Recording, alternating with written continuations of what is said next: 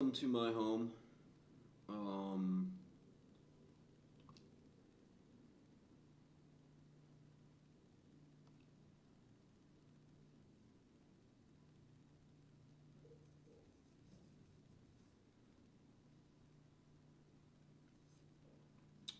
Thank you for stopping by.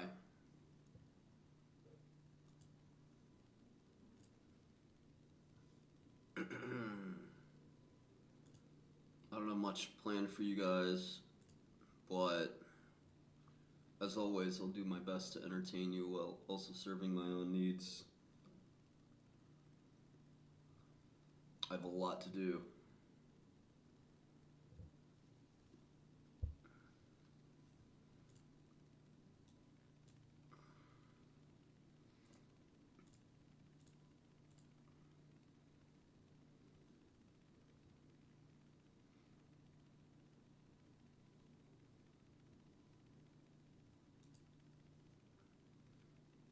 Thanks for subscribing, following, and so forth. Hey Anna. For subscribing, following, and so forth. Alright.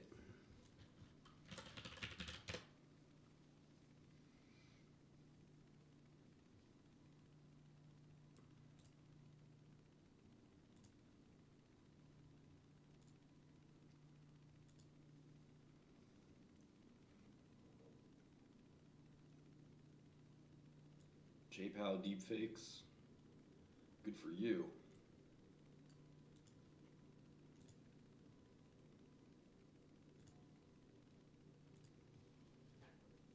Yeah, I'm on Twitter. Marty_catboy. This is an account my friend made for me. It's I don't know how to explain it, but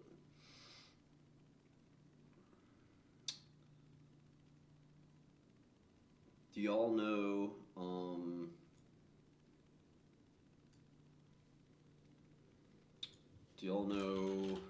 a lot about academic research?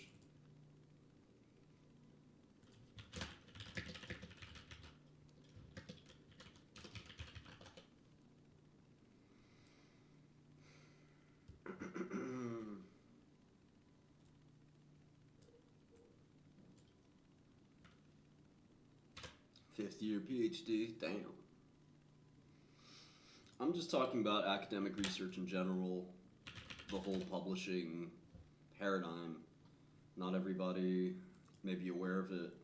When I first learned about this, I was a teenager when I finally understood how the whole publishing process happens. And it's really interesting to dive into, especially across different spaces. So maybe we can do that tonight.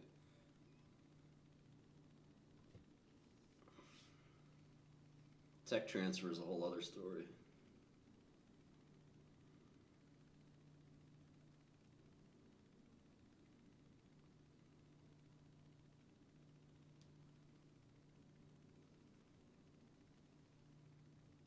You want me to turn the mic up? No problem.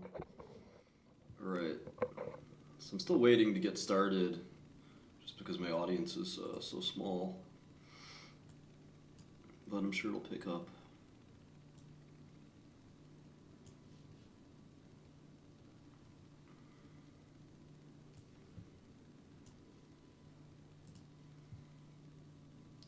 Can you guys not hear anything? Is that better? How's that? Much better?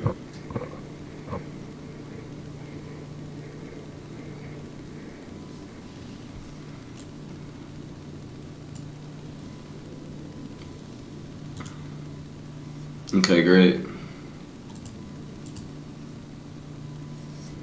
So,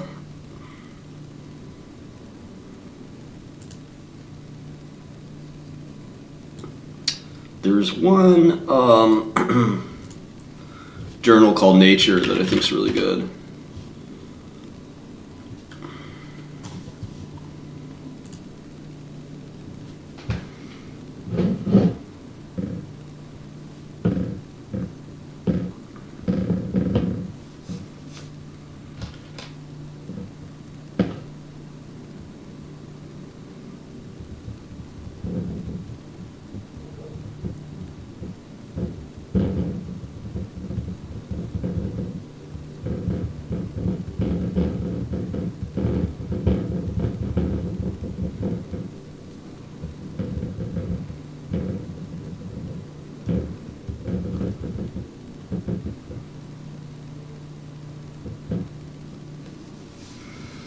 Um,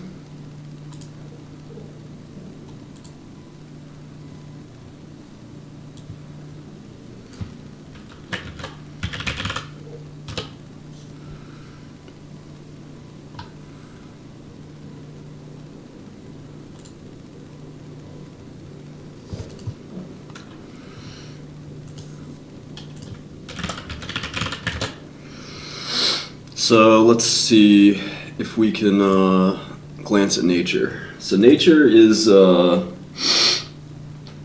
academic journal. That means it's very different from a magazine or some other type of publication. So Nature is probably the premier academic journal, and there's all kinds of different journals for different fields. Nature is pretty general science, so it's not just bio. Someone said biological sciences. It's all kinds of science, and Nature is very, very sophisticated. So this isn't a journal or magazine about nature. It's an academic journal for the highest caliber, cutting edge research. And if you could understand any of the articles that get published in Nature, it's impressive. Now, for the lay reader, it's still worth reading because they do have like news and views, and they break down some of the papers in a little bit easier to understand format. But it's pretty dense. So I'm going to look for the latest issue, and I think it's really important to try to keep up with this stuff. And so let's see if we can find the actual journal period. So what's interesting about this is there's issues. Here's the latest issue, just like a publication. But there's also publication that kind of occurs on a real-time basis. So the old model of kind of, you have to wait for the physical issue is kind of gone.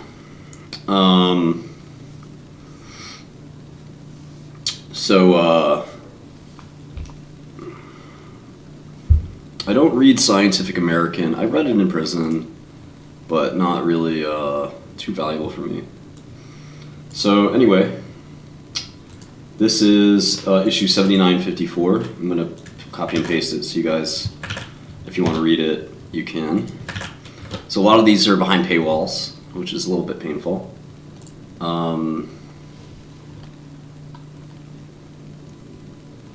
So there's an editorial about pain. This is not a peer-reviewed published paper. This is sort of part of that news sort of section that's for lay people, or just for everyone, I should say.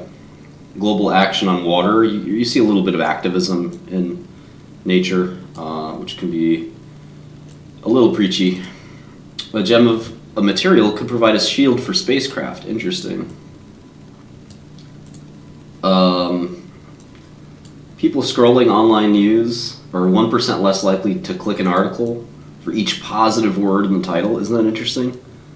So there's like a sociological study. Fast-spreading virus could help to slash rabies in vampire bats. I have a vampire bat here somewhere. Her name is Nibbles. You guys will see her in a minute. The seas exhale toxic mercury. Ocean emissions explain why there's mercury in the atmosphere. Okay.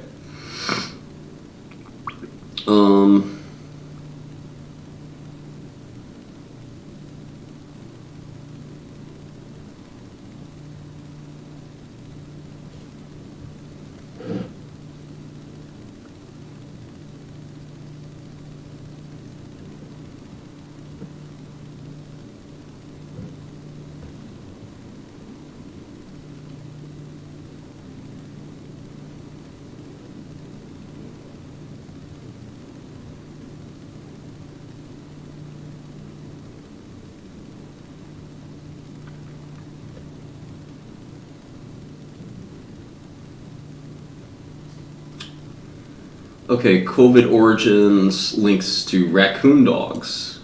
Okay, what is a raccoon dog? Do you guys know what that is? I think I have one of those over here too. Oh man. Little raccoon dog. 18 inches. Okay, small little critter.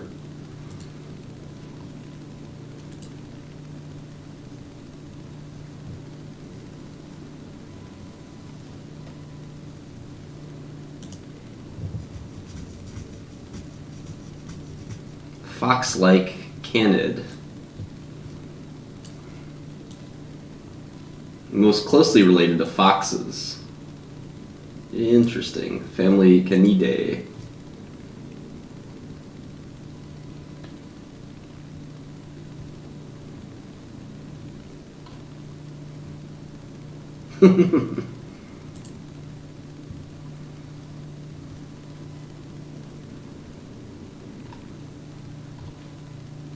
Okay, so that's a raccoon dog. GPT-4 article, the world faces a water crisis, how stem cells make a human brain, the Abel Prize, very important math prize.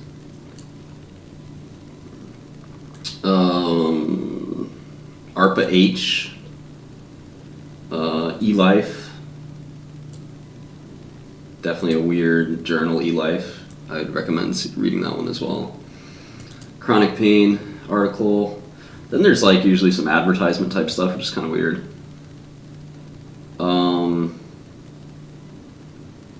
This is one of my favorite parts, is the book review. So, looks like an article about sexism, or a book about sexism. Here is my favorite, which is this, you guys day trade on a public library and a private laptop. Isn't that what the Silk Road dude did? Ross Ulbricht. Alright, so this is a book about inflammation. I really don't like science nonfiction books that are for lay people. Like, this would be like the worst kind of book for me to read. Because if you want to read about inflammation, read textbooks, read papers. You know, there's no reason to read a book like this. Okay, how 26 lines of code changed the world. This is interesting. You are not expected to understand this. What a great title. That's the title of the book. Articles about computer coding. Quotes a line from Unix source code written by a programmer in 1975. Seems very cool. This sounds like a book I would like. I'll add this to Amazon or something. The lay people. I know, it sounds so arrogant, but...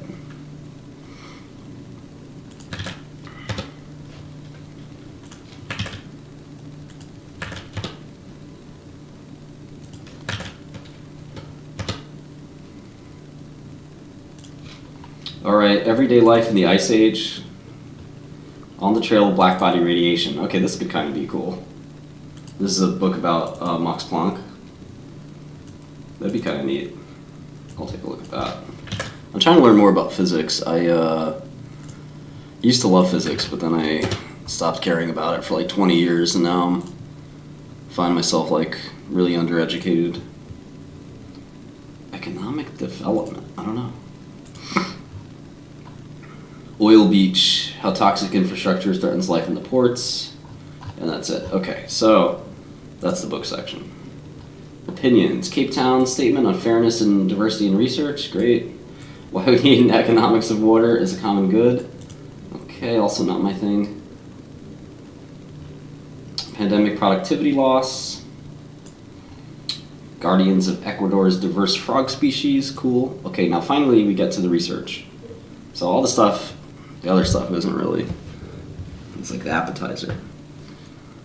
Chat GDP.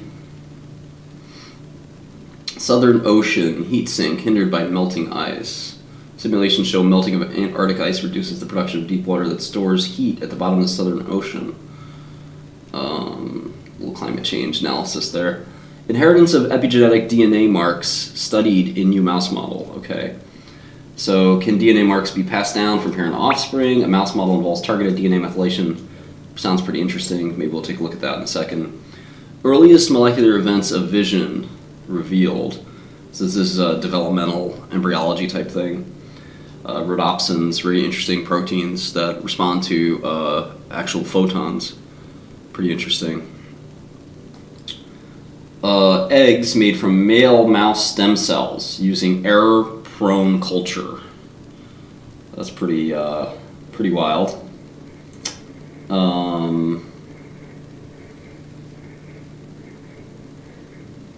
Sounds a little dangerous. Male mouse stem cells to make egg cells. Whew. A glimpse at the inner structure of the proton. Ooh, that sounds fun. The size of the space taken up by a proton's mass has been measured, and it's much smaller than previously thought. Amazing. So that's the volume, right? But what is volume when you're talking about something like a proton? It's like the concept of volume doesn't really apply easily. Fastest ever calcium sensors brought on the potential neuronal imaging.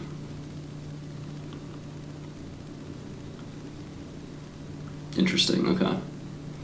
Okay, so these are also not published papers. They're summaries of the published papers, but you're starting to get into more sophisticated stuff. Now, here are the actual published papers. So, to be published in Nature is a scientist's dream. Next to winning a Nobel Prize, which is very rare, getting published in Nature is a serious accolade. It's something that is widely celebrated, especially if you can be the first author or the senior author on a paper in Nature. So we'll look at a couple of papers. I think it's important to read Nature every week, at least skim through it to know what's the cutting edge. Papers can take time to get published, so that's also something to kind of think about. There's a difference between cutting edge and bleeding edge, I guess.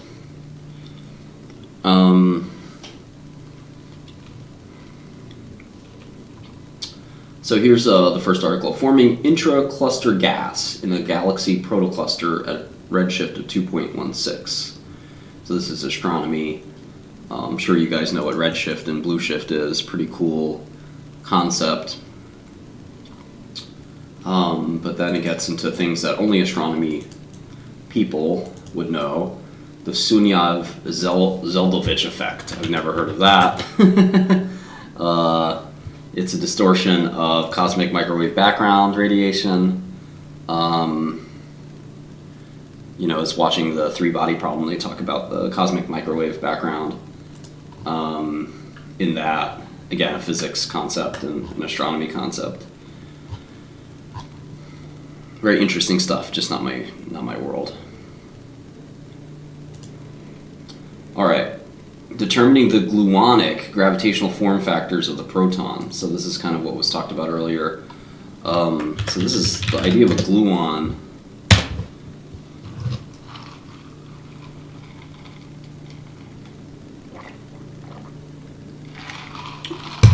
This is particle physics, and there's this idea that there's like this transitory particle, which is a kind of a weird concept. Again, a lot of the things that we think about in the macroscopic world kind of break down and have no analogy in the quantum world. Forget microscopic, but quantum. Gluon. And they make a prediction about the size of the mass radius of the proton. How do you define that? I'm kind of curious, but here's an article I'd be interested in reading. Universal logic with encoded spin qubits in silicon. So this is about quantum computing, and this is an area that I'm very interested in.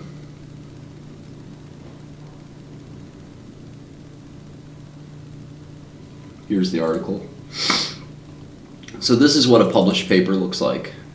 Really formal. There's no real, I don't know how to put it. The goal is to impart, findings. It's not to be entertaining or anything like that.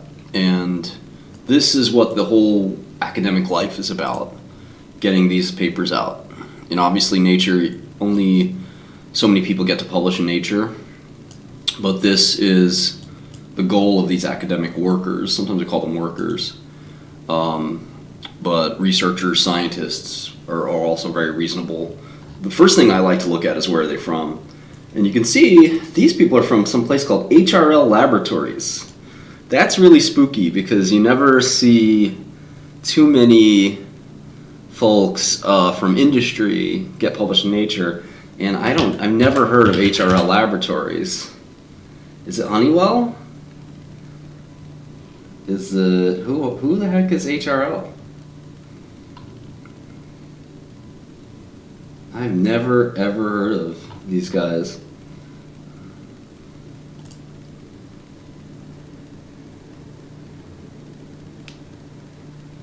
Okay, it was the Hughes Research Laboratories.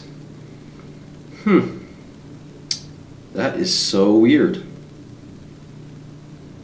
Honeywell has been doing quantum computing. This is Hughes Research Laboratories, which I guess was a joint venture basically between Boeing and GM. Literally have never heard of it. That is wild. I see it's a reasonably decent sized group. Very interesting. All right, well, they put out this paper, Universal Logic with Encoded Spin Qubits in Silicon. Let me see if I recognize any of these folks. Not really. Quantum computation features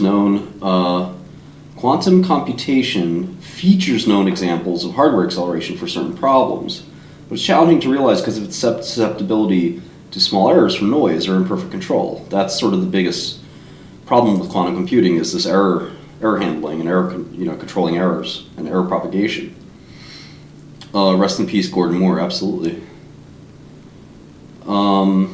The principles of fault tolerance may enable quantum or computational acceleration with imperfect hardware, but they place strict requirements on the character and correlation of errors. So again, this is like pretty much all quantum computing has boiled down to, which is how do you control these errors as they propagate. And we have this kind of stuff in normal medium. For example, CDs. I encourage you not to make any jokes about CDs. But CDs have error correction already. So you can scratch a CD, and still have it play. If you looked at my CD collection as a kid, there's I have a ton of CDs that are scratched, but they still play. So there's some redundancy, as somebody's mentioning, but the error correction is still there because we know that we're going to have less than perfect fidelity or whatever, and computers have done this as well. There's error correction in computers we use too. You guys are asking about Trump. I think it's a tragedy and a travesty that a president would be indicted. I think it makes a mockery of our criminal justice system, which is already kind of a mockery to begin with. More and more prosecutors have gone from trying to get the bad guys to trying to get people that they think will help their careers and make them famous. And they're less concerned about their communities and more concerned about themselves. And that's the opposite of what a public servant is, right? A public servant is somebody that is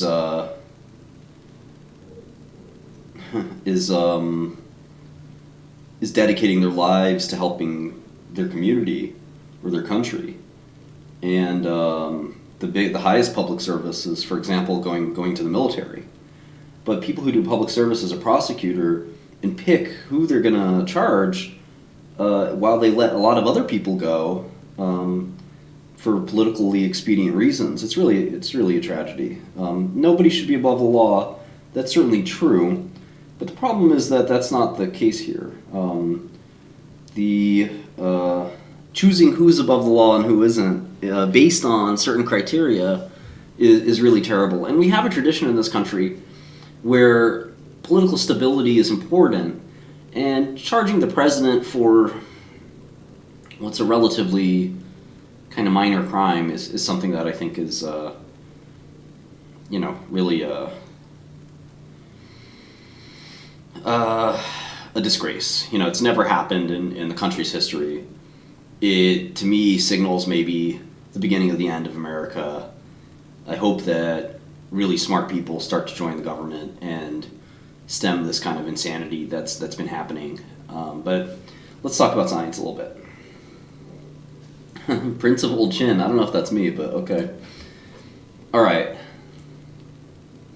So errors can be correlated in quantum computing, and that's kind of what becomes kind of problematic. If errors are not correlated, they're kind of easier to deal with. Or is it the other way around? Let's see. For many qubit technologies, now what the heck is a qubit? Many people are probably asking that. It's a long story. Some challenges to achieving fault tolerance can be traced to correlated errors. So there's the correlated errors. So somebody's asking, somebody's saying quantum bit. Sure, that's what a qubit is, a portmanteau of that. But what does it mean? I think is the harder thing. It's pretty tough to explain, actually. There's a lot of false kind of narratives about what exactly a qubit is. It's funny, somebody's mentioning analog computing. That's actually very close, much closer to what we're talking about. I also like this answer from Yomo, basically a non-bit. A bit is a binary digit, a 0, 1. But a qubit doesn't have that paradigm, right? So, yeah, very, very interesting kind of state storage, in essence, right? So anyway, let's keep going.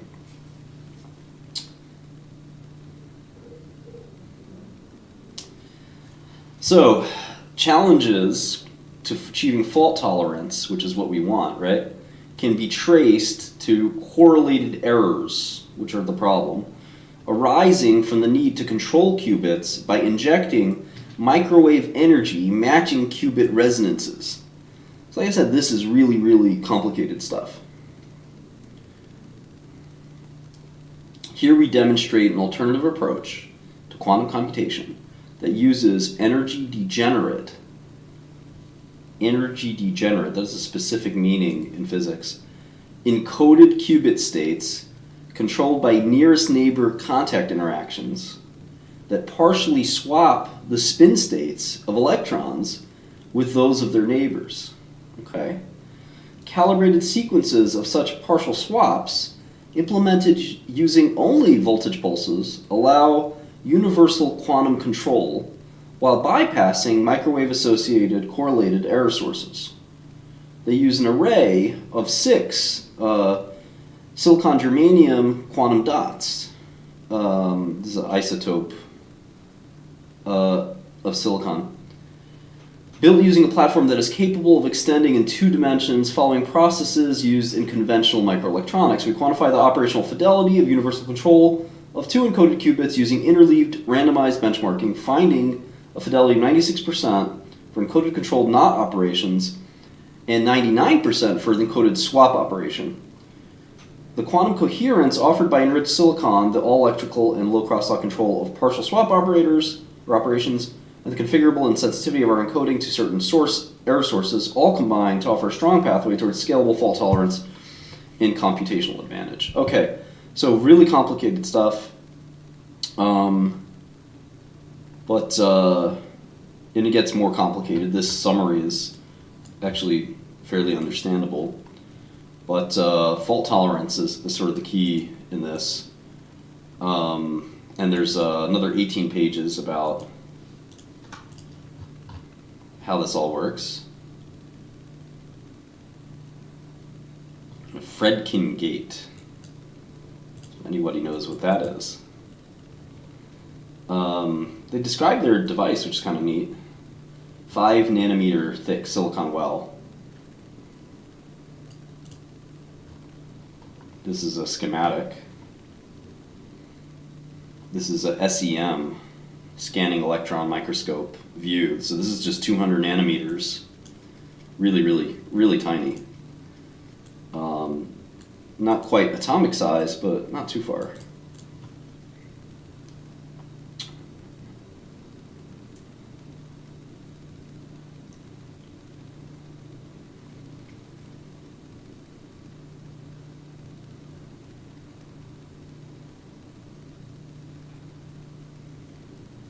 Firms and funds that use quantum computing, good question. There still is no viable quantum computer, so no, not yet. But I know that folks are excited about it and starting to work on it for sure. Here's the C0 gate, which is kind of interesting. This is a specific quantum gate, so there's no such thing as a C0 or control not gate outside of quantum computing. So really interesting kind of concept.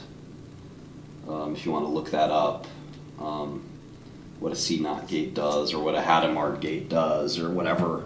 This is cool stuff. Quantum computing is definitely not for the faint of heart.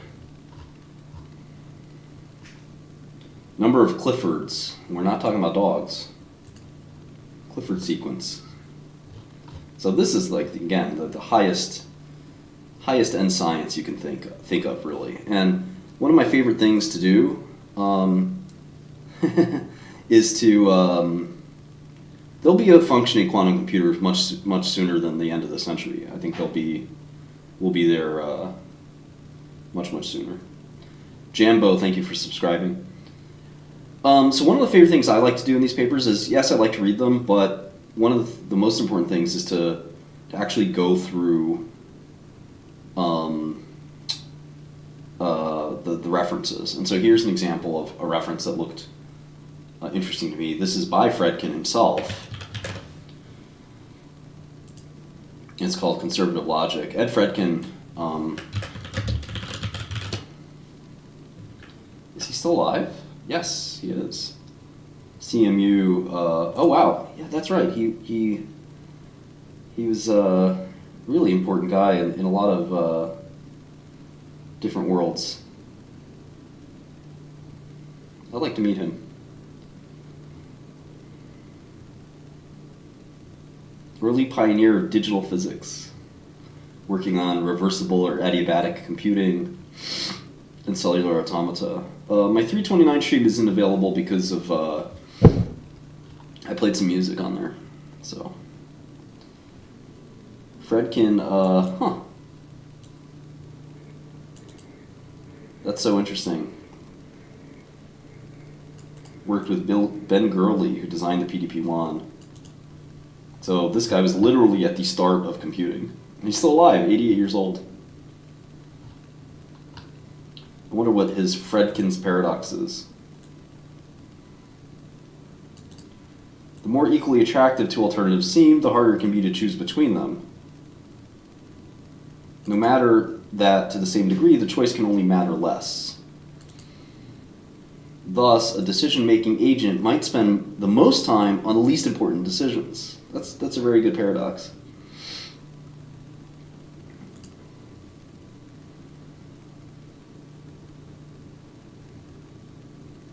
Elon didn't let me back on Twitter yet. I've never been to CMU, no.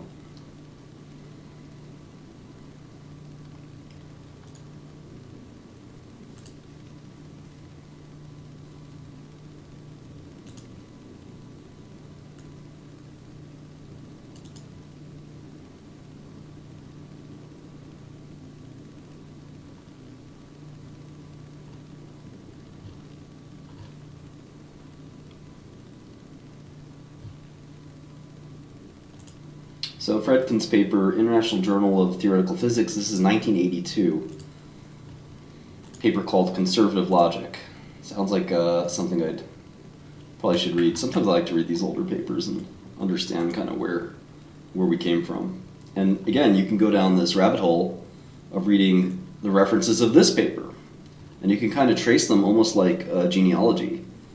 Here's a reference, Feynman Lectures on Physics, Volume 1. 1963, Richard Feynman.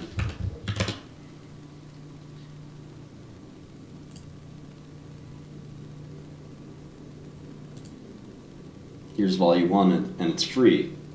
So really exciting. Oops. Really exciting to see that. And again, you can kind of keep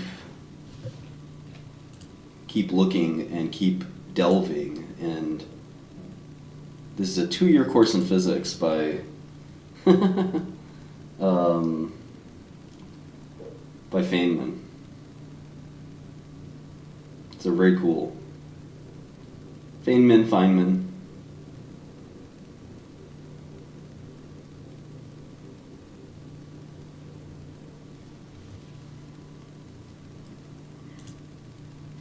Yeah, I have a lot of thoughts on Yudkowsky's article. We moved a lot of our equipment to bunkers last night.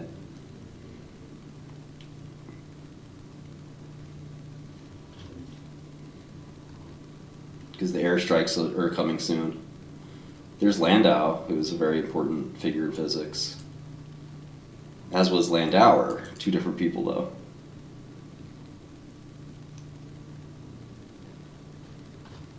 So anyway, you can go down these rabbit holes forever and ever, but you also have to be practical with your life too.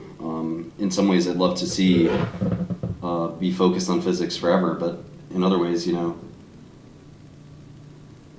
math or whatever, you have to also kind of balance practicality, right?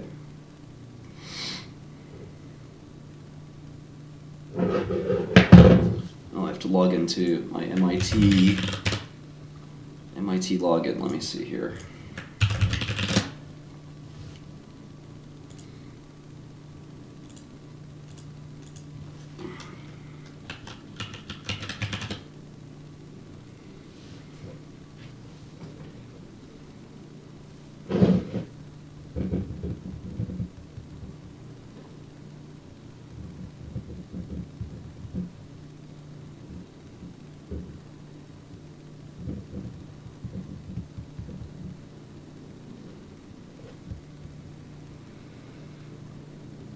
Sorry, I'm just getting some texts and whatnot. Okay, Alexis Ohanian. I don't really know him. I know a lot of people like him, but I don't know him. I think that in terms of the math in these papers, it depends on what you're interested in. If you're interested in physics, you're going to be dealing with a lot of math, and you can't really ever get around that. If you're interested in biology and chemistry, there's a lot less math. So it really depends on what you care about. But I think that it gives you a good litmus test for what is the current state of the art, which is important if you're interested in science and quite frankly, in investing. Ultimately, all these discoveries end up getting commercialized.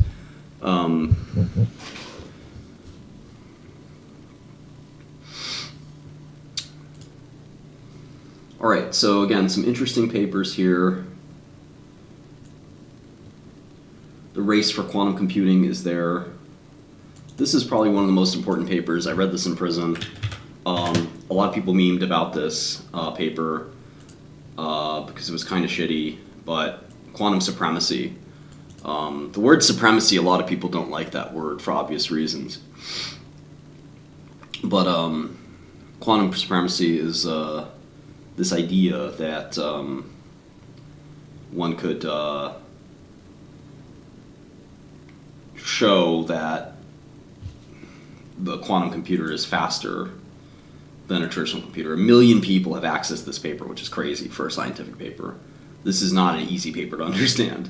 And already 2,900 people have cited it, which is really impressive.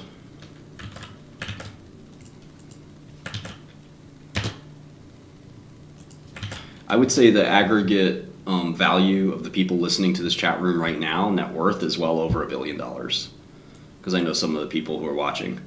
So never underestimate yourself. You know, there's a bunch of people who watched my live streams many years ago who are now worth hundreds of millions or even billions of dollars, and I'm really proud of those people. If I had a very, very, very small part in their success, I'm thrilled.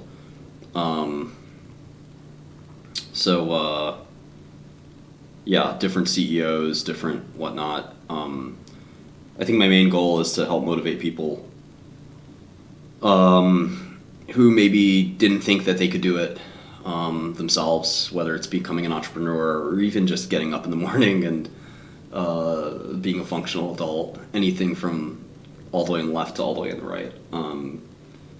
I certainly struggle myself with lots of different things, but I always get up and try my best to be a better person today than yesterday. So anyway, this was the very, very famous paper. It's interesting that Feynman actually was the person that proposed a quantum computer in a lecture. Not really a paper, but a lecture. Feynman hated papers, interestingly. He never really wrote papers or textbooks or anything. It was really kind of an interesting way to be a scientist. He would just kind of give lectures. So anyway, this paper is pretty interesting. It goes through this, I think they call it Sycamore. This is the Google quantum computer. I'm going to tell you a terrible joke. I was with some guys in prison, right? And there were guys that really understood quantum computing or computing in general and stuff like that. And I basically was like showing them like, wow, this is crazy. Like they're like, Martin, why are you so excited about this?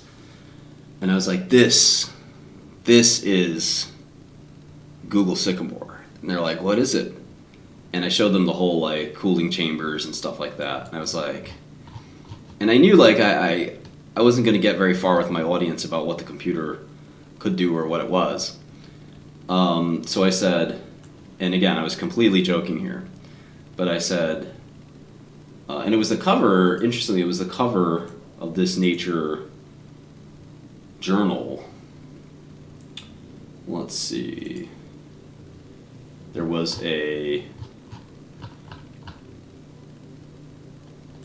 let's see. Google claims it has reached a key milestone, using a quantum computer to complete a task that a classical computer couldn't manage, achieving what they call quantum supremacy. This would be the first time that a quantum computer has definitively beaten the best conventional computer. But it's something that physicists have been trying to do for years. So people were really upset about this because a lot of people challenged Google and said they didn't actually achieve quote-unquote quantum supremacy. The IBM memed at them pretty hard with some mimetic warfare. And I think most people now look back at this paper as a bit of an embarrassment, but let's keep listening. Although not everyone is convinced that a normal computer would find this particular task impossible. So somebody's asking about quantum computers constructed underwater. So no, that wouldn't help at all. It probably would hurt. Quantum computers need to be cold. They need to be so cold that they need to be basically near the temperature of absolute zero. So you actually measure the temperature, these so-called dilution refrigerators, you measure the temperature in millikelvins. So a Kelvin is 1 degree, similar to Celsius, but you start at absolute zero and work your way up. So a millikelvin is 1/1000th of 1 Kelvin. So you're very, very, very, very close to absolute zero. Sometimes I would dream in my head, like, well, what if, you were at absolute zero? Wouldn't that freeze the whole area? But the amount of volume you're talking about here is microscopic. So you need a couple of atoms, maybe not a couple, but, a very small region of volume to basically be controlled at that close to absolute zero. It certainly seems like the quantum processor solves it faster. The task is a calculation that is not very useful. It was designed just to demonstrate quantum supremacy and was made to be especially difficult for normal computers to handle. Google's quantum computer is called Sycamore. It has just 53 qubits, quantum versions of the bits that encode information in a computer. These behave completely differently to regular bits and are very hard to manipulate. I wanted to show you the In photo. theory, they should allow the computer to carry out certain kinds of calculations way faster than a classical machine. The calculation in this test was to figure out the probability distribution of all the possible outcomes from a quantum random number generator. So this is kind of what it looks like. And I would, so my joke to my fellow prisoners, because I knew that they wouldn't understand this or care about it, is they said, so what's this all about? I pointed to the journal and I tapped it with my finger and I said, this is what we're stealing. And they're like, now we're talking. That got them interested. They're like, really? And I said, yeah. I said, we need this thing. And they're like, oh, it looks like a chandelier. I said, yeah. And then, a couple of other guys came over. They're like, what's the score? It was like a Grand Theft Auto moment. They're like, how do you want to put this together? And I was like, all right, we basically need to unscrew that, grab this, and we need to walk out of there. And it was, completely joking, of course, but there's Sundar Pichai, who may be on his way out at Google, in my opinion. And there's the dude we're going to kidnap. I'm just kidding, of course. And the joke was, how much will this thing go for? And I was like, oh, this thing's worth billions. You can't really do quantum computing at room temperatures. It depends on what your qubit substrate is, but we'll talk about that later. So anyway, here's some more discussion about quantum logic. And again, there's new papers coming out about this every day. One of the problems with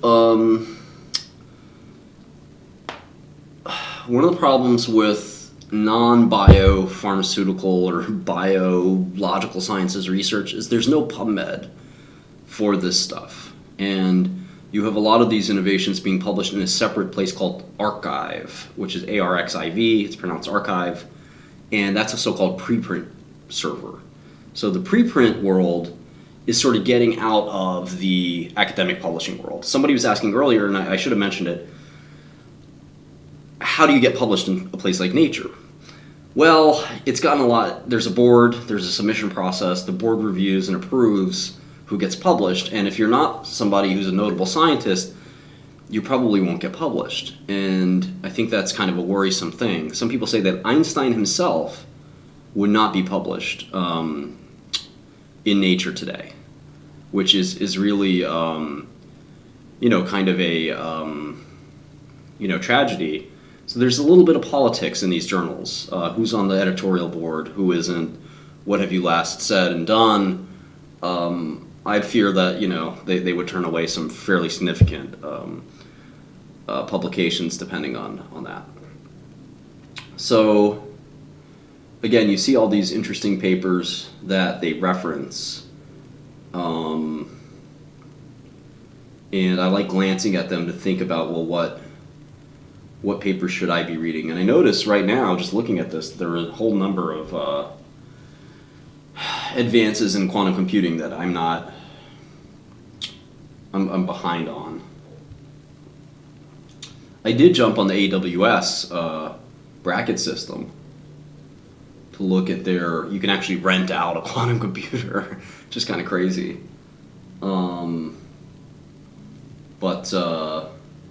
Yeah, I missed a bunch of these papers, and some of them I did read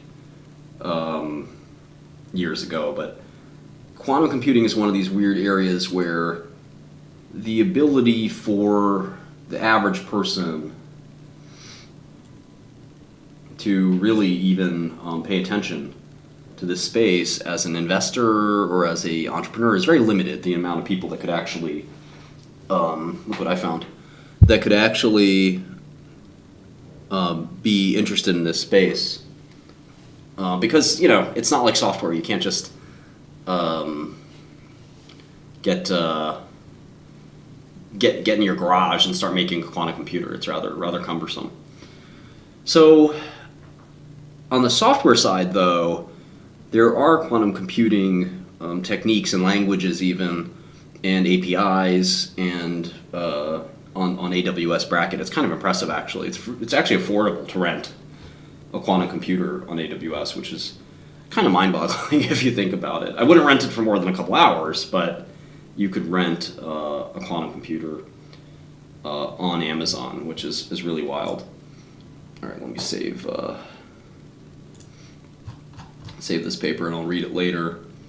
You know, the methods section is as long as the actual paper. So, and you have some figures and so forth. Here's what a quantum sort of circuit looks like.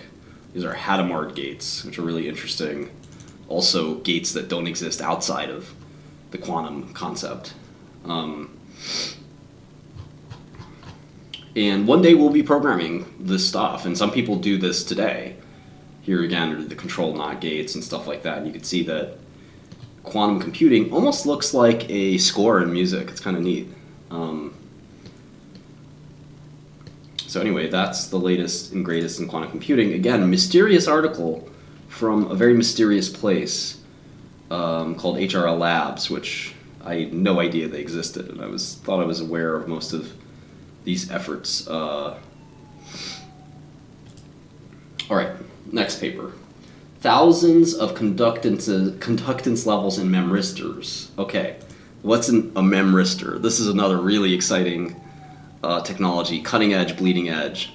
The memristor is thought to be a theoretical fundamental circuit element, right? So there are, when I was a kid, I played around with resistors and other types of electronic circuits. I used to make guitar pedals, like custom guitar pedal circuits, and I would go to Radio Shack on Kings Highway, which is in Brooklyn, and buy these little resistors, capacitors, and other tiny circuit, you know, kind of elements.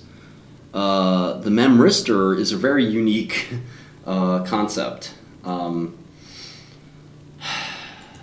It's a resistor that can retain a state, which is very, very bizarre, kind of conceptually.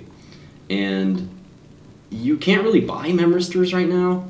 I know that there are people who have, you know, sort of made them, but they're not sort of generally manufactured. So it's very kind of a bizarre situation. I'm certainly not an expert in this area at all, but the idea that you could use and make a memristor in electronics is something that people have been chasing for a long time. Really a big idea. And I think a lot of money has been lost chasing it, a lot of research dollars, a lot of things like that. So here's a 180 nanometer process line, which is very, very large, right, relative to 5 nanometer fabrication and stuff like that. And so making these devices is kind of interesting. Let's see where the authors are from. It looks like all Chinese authors. UMass, so they're Chinese but American. So here's some MIT, Amherst, UMass, Amherst, USC, Tetramem. Okay, there's an industrial company. So again, if you're interested in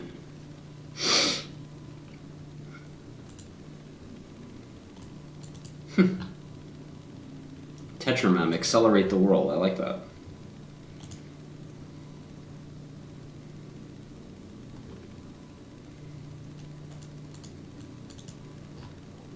Interesting. Artificial intelligence is booming. It seems to be everywhere, but conventional processors consume too much power and struggle to transfer a massive amount of data. Tetramem is breaking out of the crowd and rising above these challenges. So, you know, it's interesting. You can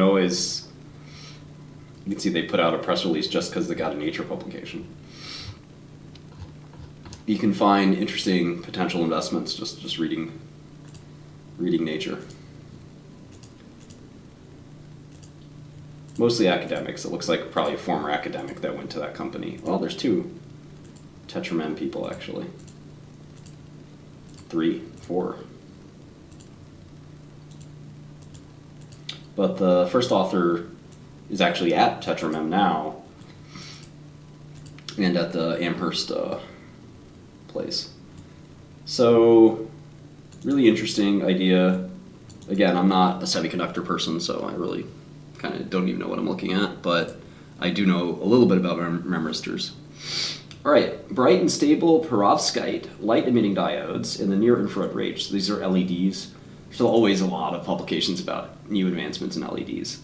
Photosynthesis, rewired on the picosecond timescale. So pico comes before,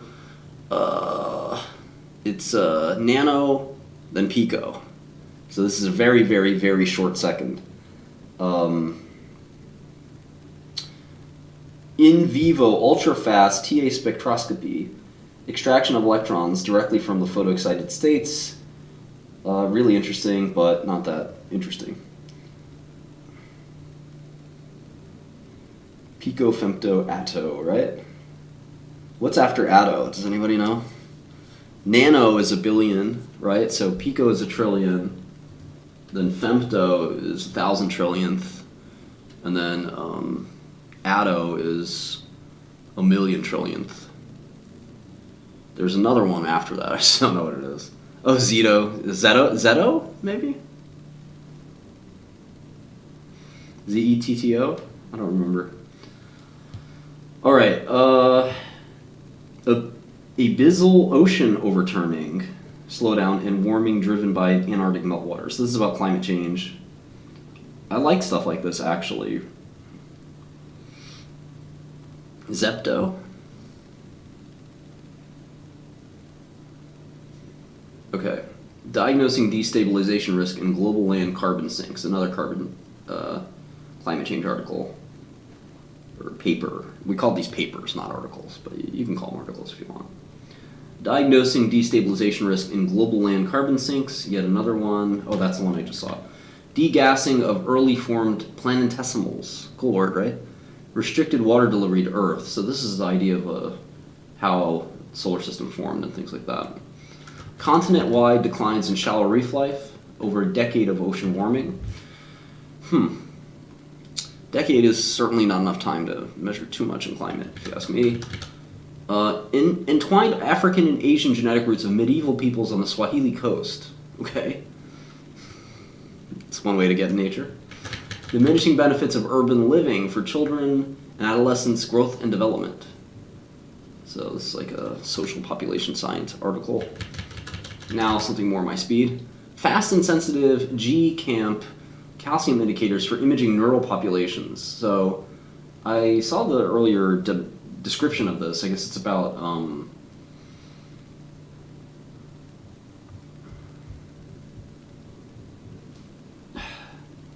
well, let's take a look. Where are we all from here? UCSD, HHMI, and HHMI. So yeah, calcium imaging with protein-based indicators to follow neural activity in intact nervous systems, right? So this is like an imaging technique, basically. So interesting sensors. Could be very, very useful for, as they're mentioning here, sort of tracing the... They write calculations, which is really cool, but I would just say like action potentials and firing events that occur in the brain or in any nervous system of any animal. So this is the kind of tools we'll need to understand what exactly is happening in our brain. Here's Drosophila, which is the fruit fly, one of the most important model organisms. So calcium is one of the major ions that our brain uses to generate electricity that powers sort of these computations. I like that they say computations because that's kind of becoming more and more clear that that's what it is.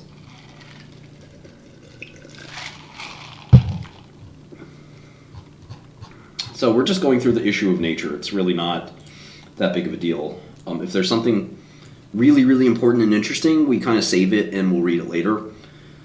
But I think it's important to at least be aware of kind of what's going on the cutting edge of science. All right, population dynamics of head direction neurons during drift and reorientation. So this is like a neuroscience article. And it says mice, the head direction system functions as the brain's internal compass, a one-dimensional ring attractor network. Huh. There's no universal reference frame. It anchors to local cues. So I actually like these kinds of studies. They're not that important, but I do think like this looks like they did a mouse experiment.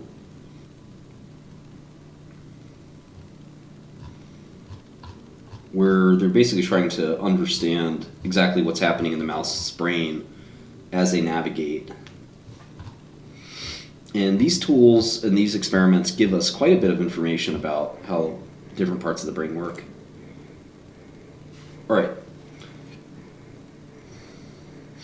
Generation of functional oocytes from male mice in vitro. So this article got a lot of attention because they basically turned a male mouse, some cells from a male mouse into egg cells, which is that's what an oocyte is. Very, very scary. All right, here we go.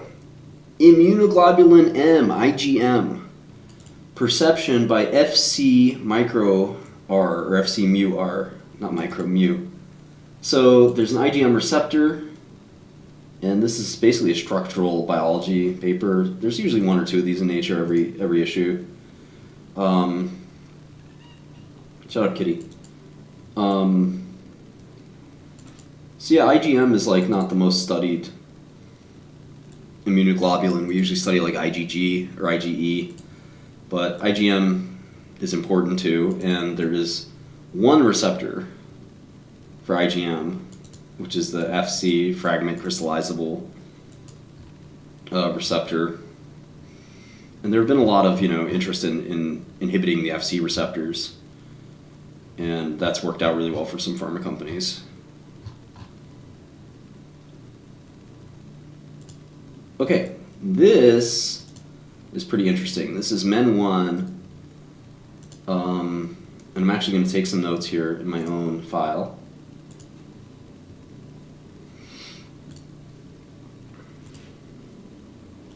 You're not allowed to see this file. This is the good stuff. So MEN1 and KMT2A. So this is the mixed lineage leukemia 1 gene and the menin gene. And of course these genes have proteins, right? Let's see, where are these authors from? The lead author is at Harvard Medical School, Boston Children's, and also in Germany, maybe on a sabbatical or something. And the lead author is Memorial Sloan Kettering, which is the really fantastic cancer center. All right, chromatin-binding proteins are critical regulators of cell state in hematopoiesis. Hematopoiesis is the generation of blood cells. Acute leukemias.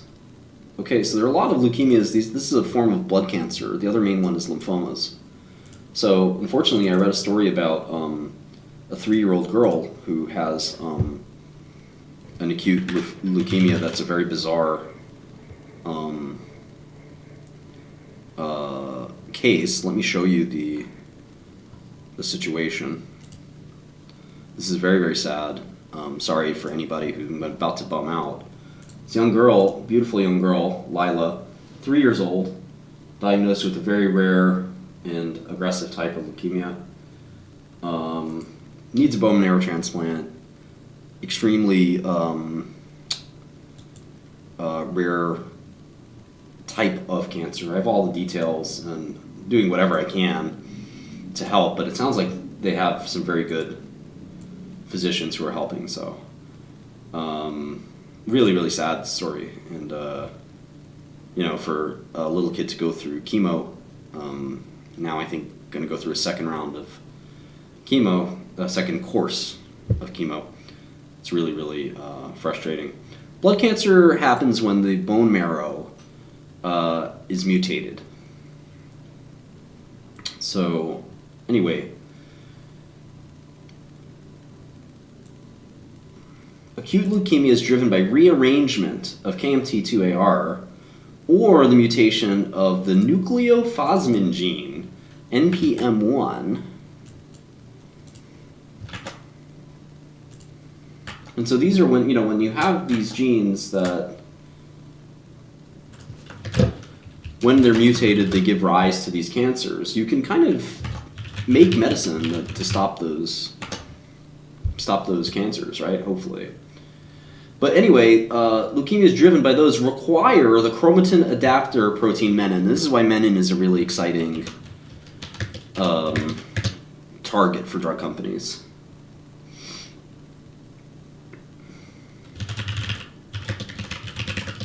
The problem with menin is it's not really clear what binding site to inhibit. So it looks like in phase 1 there's this drug, revumenib, which was the Syndax drug.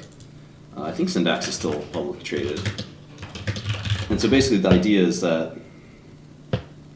sorry, I'm just getting some texts.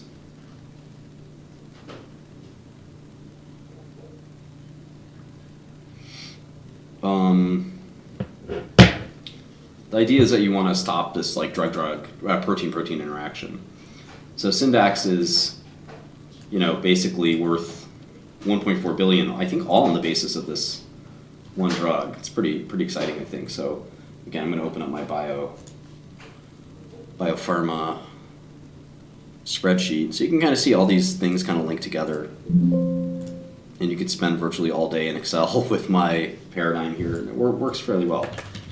So anyway, we don't have Syndax in here, so let's add it, which is a shame. It really should be in here, but I've not been too focused on stocks. I've been focused on my startups. Or startup, I should say. It's really just one.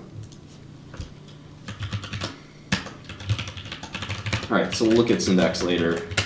Really important to follow this one, I think.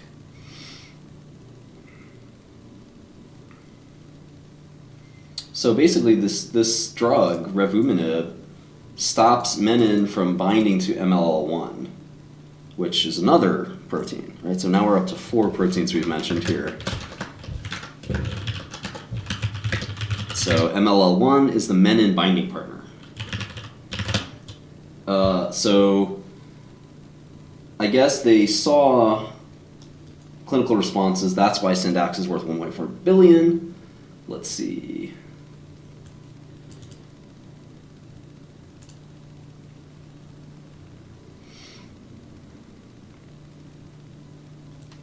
Usually Nature does not, is a basic science journal. So you almost never see pharmaceutical results in Nature. So this is pretty impressive. Usually you see it in New England Journal or something like that.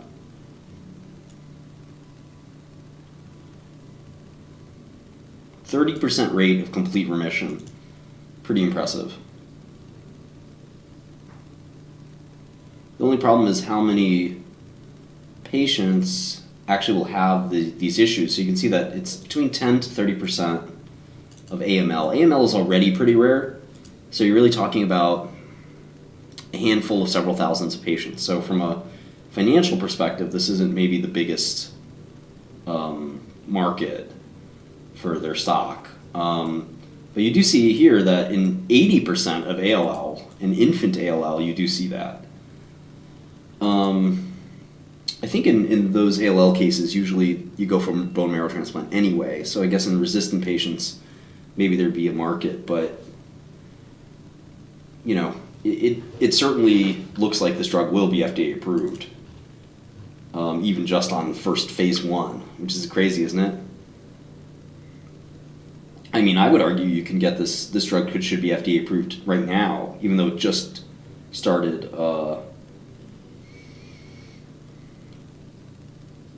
It just literally got started in clinical trials. So that could be a hot stock. We'll see.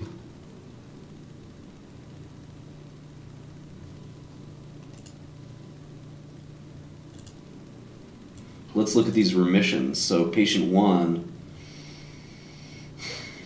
and here's survival. So half the patients were not alive at 10 to 12 months, which I think in this patient population is probably, oh wait, this is duration of treatment, okay, or duration of response, so this is actually pretty good.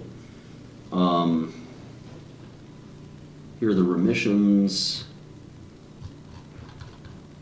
I don't know, I think these are impressive results, but I have to go through them with a fine-tooth comb.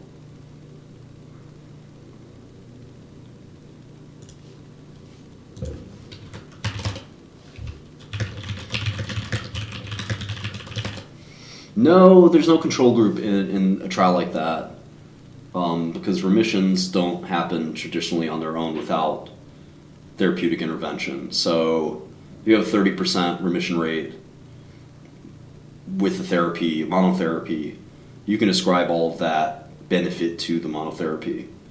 But, you know, I think a placebo-controlled study would be unethical to conduct at that point. Software development is not just viable, it's critical. AI will not replace the software developer anytime soon. All right, so it looks like some of those patients got resistance, which is really interesting.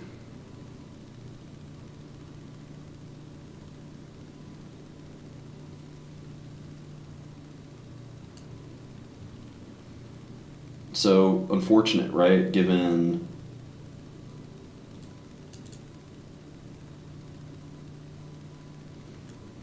wow, 53% response rate. So 30% is complete remission. 53% of patients can expect some tangible benefit from this drug. Really incredible drug. I would imagine it's probably a cheap stock too. But you know, who cares about money? I mean, that's not what's important here, right?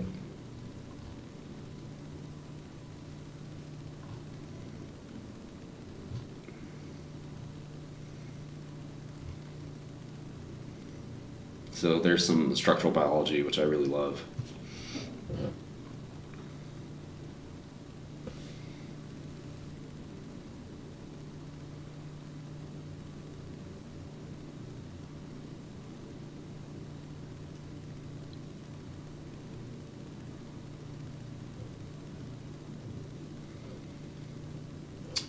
Somebody must have like tweeted at me or something because I'm getting a lot of messages and stuff like that. Thanks for watching, obviously. Base editor screening. That sounds cool. That's a really cool technique. Daiichi Sankyo compound. I know that one of my former coworkers was involved in the race for menin inhibitor. Different menin inhibitor. I mean, trying to make a menin inhibitor.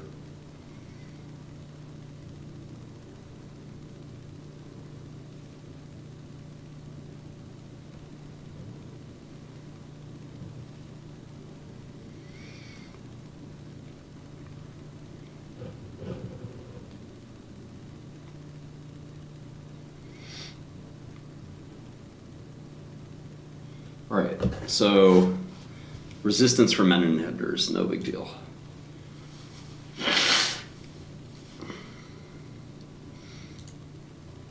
And this was the actual phase 1 trial, which again, very rarely do you see Nature publish medical results. This is Memorial Sloan Kettering and MD Anderson.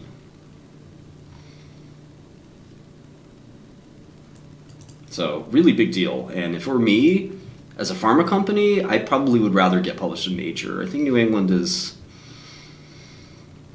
I like New England, I'm just saying. It's kind of neat to get published in Nature. Struck Polaris, thank you for following. Whole genome doubling drives oncogenic loss of chromatin segregation. Interesting. I don't like the sound of whole genome doubling. I wouldn't want that to happen to me. Whole genome doubling is a recurrent event in human cancer. So this is like polyploidy or aneuploidy. And it promotes chromosomal instability and acquisition of aneuploidies. So this is basically as cells divide. You can create all these like catastrophic, chromosomal abnormalities.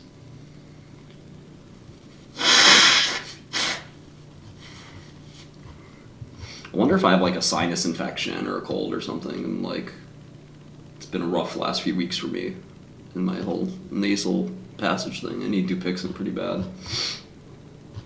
All right, so this is sort of a basic research sort of question, not too exciting to me. When you look through the papers of the discipline you know, it's a lot easier than actually looking at the papers of the disciplines you don't know. So for me, in the biological sciences, it's very easy to be like, I don't really care about this paper. But if I look at some of the other spaces, it's like, oh, I'm really interested in quantum computing. All right. Structural basis of mitochondrial membrane bending. So this is just a structural biology paper about mitochondrial proteins. Not that interested. Ultra-fast structural changes direct the first molecular events of vision. So 1 picosecond after photoactivation, isomerized retinol pulls away from half of its numerous interactions with the binding pocket. That's fascinating. So this is just structural biology about how we see the first molecular events of vision. I think this is largely well known, but still very interesting. All right, molecular sensing of mechano and ligand-dependent adhesion GPCR dissociation. So GPCRs are really important, how they work exactly and how they dissociate. Pretty interesting, but again, not a paper that I need to read. So amendments and corrections are actually pretty important, especially if there's something that you were relying on earlier. But that's really it for this issue of Nature. So I hope you enjoyed that. Issue 7954, we're done. So this comes out every week, so we can actually go catch up with 7953 or whatever the case may be.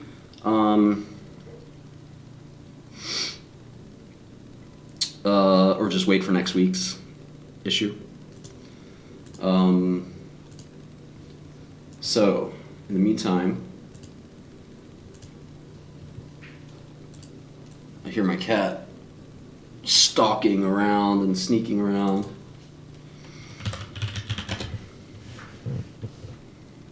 Pixis, I haven't looked at, no.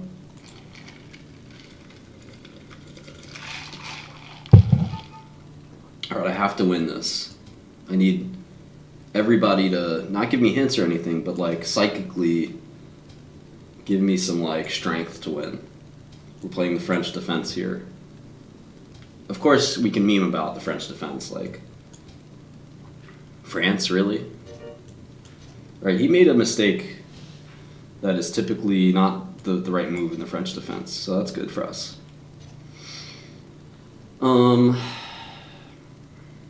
I need to castle, so I'm going to try to put my knight on f5 here. Alright, he let me put my knight on f5, cool. This bishop is my good bishop, right? This is my bad bishop. I'd like to trade this bishop off. But that's a little dogmatic. In French, the position can adjust quite a bit. So I'm attacking this pawn. It's defended twice, so it's not about to be a real threat, but I'm just going to play a little passively for now. Okay, that's an interesting move. A little bizarre. He's moved his knight now twice. I think I just have to take here, but he's sort of opening lines up for his queen and his rook, but I think this is like not particularly good for him. Okay, again, sort of bizarre moves by him. I mean, none of this is productive.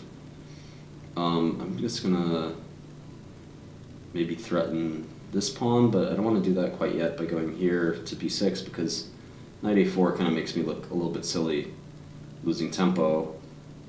I think c5 is actually kind of the move here.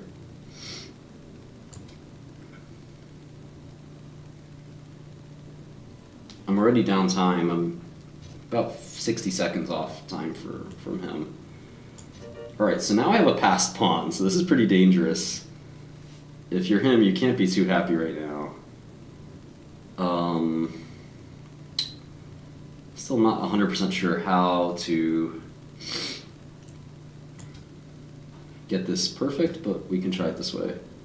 Alright, so he's threatening the bishop now, but I'm kind of in, I don't know, I think I'm in good shape here. This pawn is really valuable.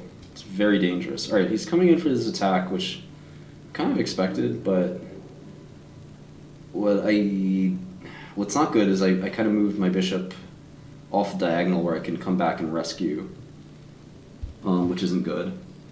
On the flip side, I have this this fork, and I don't know that he has an obvious kind of like check, or I guess he can come to f6 with check, but then I could just take with the rook.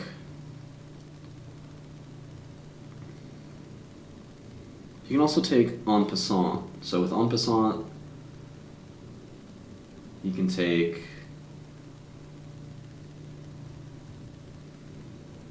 and then I'm kind of not in a great position. So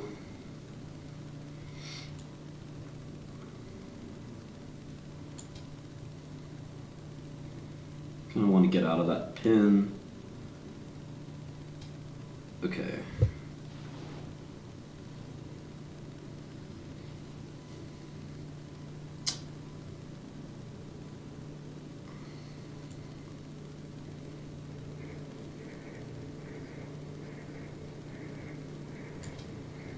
I don't love this attack forming around my king, and that's the trade-off I made. I got a passed pawn, I got a lot of exciting stuff going, but I also got sort of an exposed, bit of an exposed situation.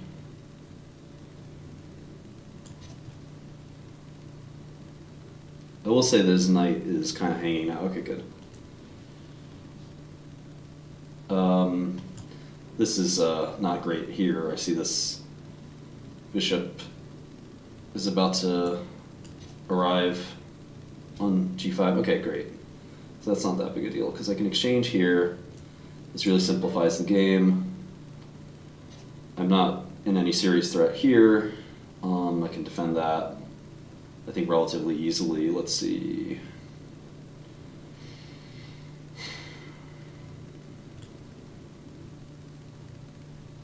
Just want to make sure I'm not making a mistake, but I don't have much time, so I just have to sort of go. Okay. That's unfortunate. I lost my passed pawn. I don't have much time at all, but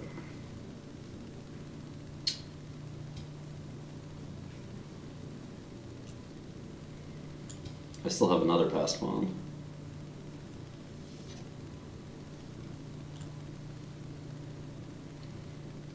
Let's see. He's got 3 minutes on me, which is not good.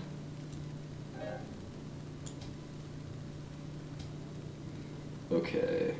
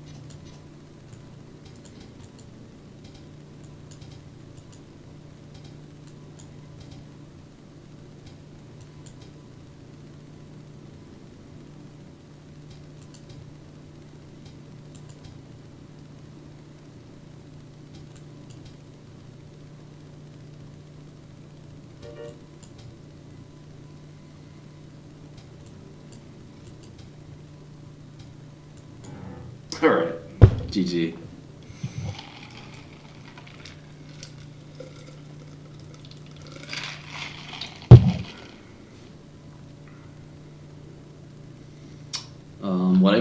Rook c1. Rook c1. No, that wouldn't have worked.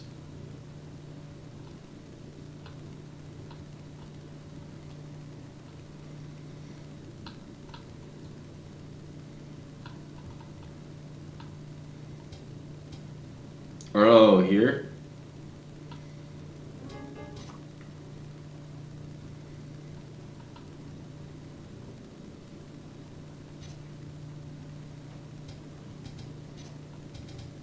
Well, whatever.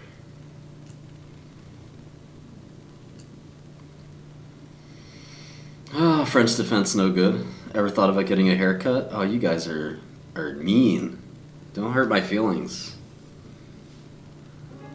I'm very sensitive. Should we play Wordle?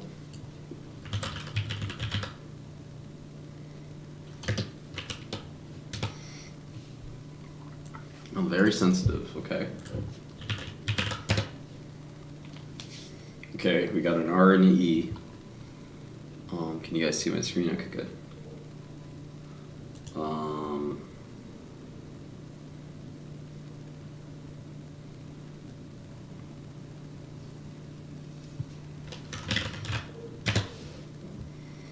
Okay, we got 3. Let's see. This isn't great.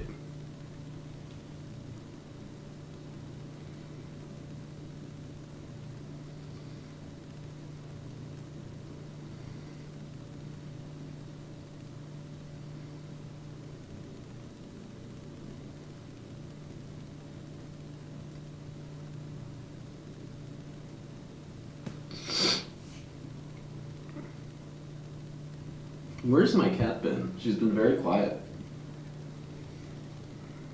Usually she's terrorizing me.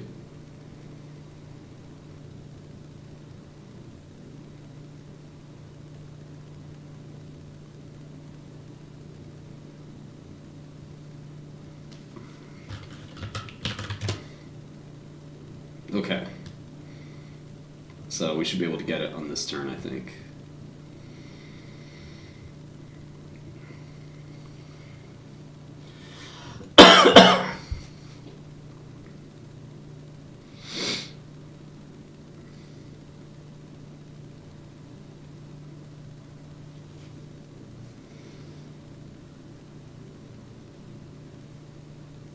Bread?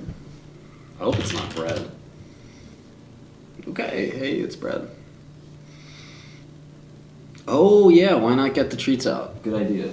I don't have greenies, but I've got... Oh, I hear a little shake shake. Oh, look who it is. A little shake shake shake. Oh, hey! Oh, mama. Where's your herb? Yes. Yes. Yes, who loves you? Oh, she says, make with the treats, buddy. Yes, I got some for you. Yes, I do.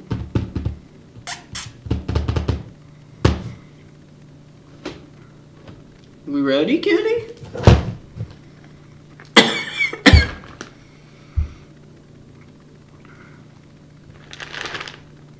Look at the cat. He's dancing, he's partying. Alright.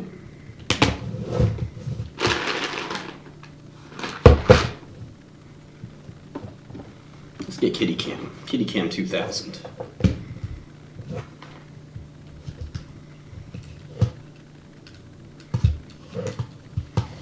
Nibbles, Nibbles, over here.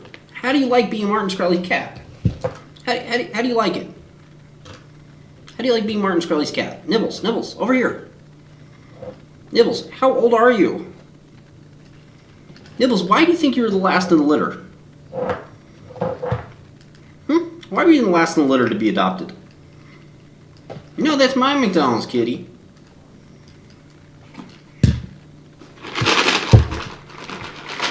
Kitty, that's my McDonald's. Wait, what you doing? Oh my... She's got a French fry. She's got... No! No! No, that's not for you, kitty.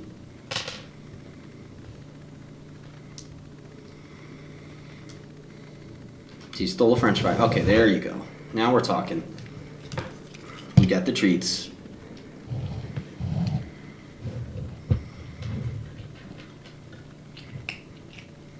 Okay, you deserve some more. You're being a good kitty.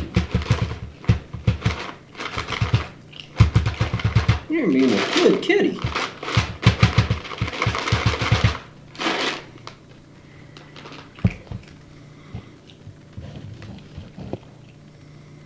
Are you being a good kitty? I think you're being a good kitty. For once. For once, you little beast. You on chin rub now? Chinny rub rub? Chinny rub rub? Here. No. Chinny rub rub rub? Here. Okay. No. You want more treats, I guess. Oh, now you want me. Now you want my McDonald's. Wow, you're a beast. You're a little beast. You want everything.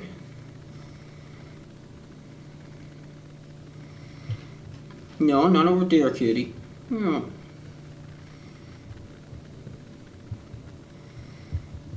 No McDonald's, kitty. No McDonald's. Nibbles, over here, over here, over here. What's it like living with Martin Shkreli?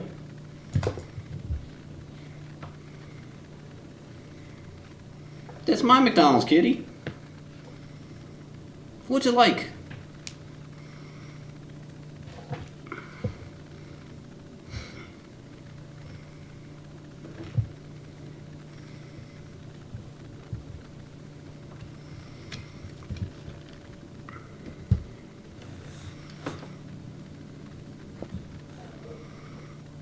No, kitty, it's my pizza.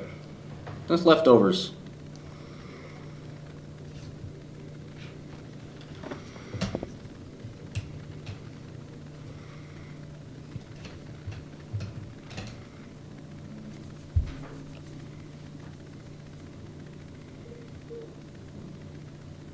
No? No rubbing?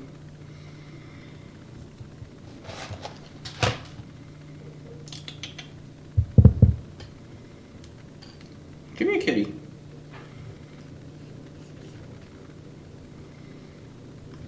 Oh, you're just a waste of space, is what you are. Just a waste of space. Look at these people. Look at these people. Yeah, I know, kitty, you're restless. I know you're restless. You're my little baby. You're my little baby.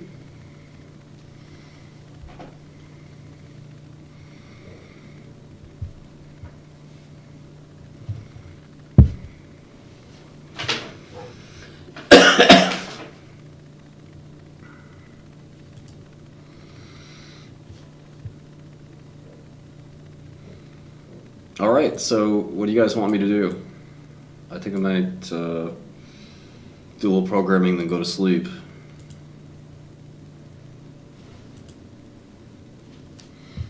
I got some chicken nuggets, but these aren't for you, kitty.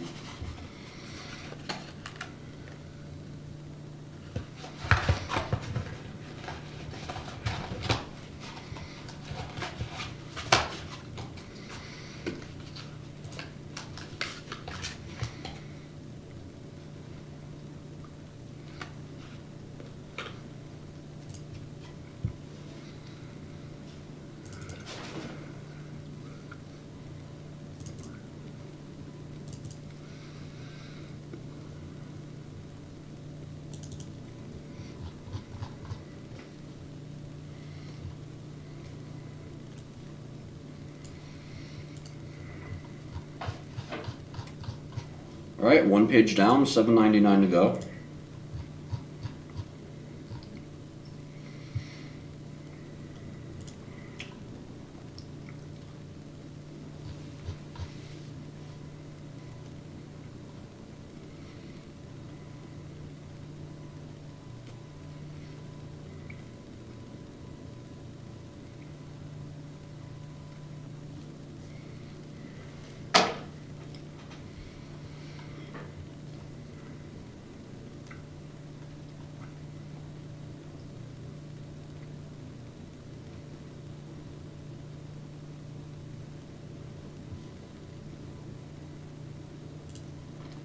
You saw Joshua? Interesting.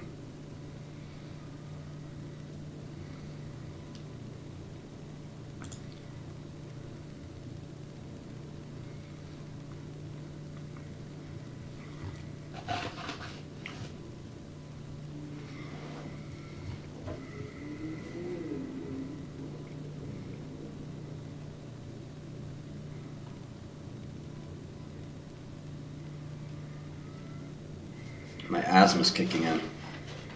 I've never taken Adderall. Well, except that one time at a bar. No Illuminati, there's no such thing.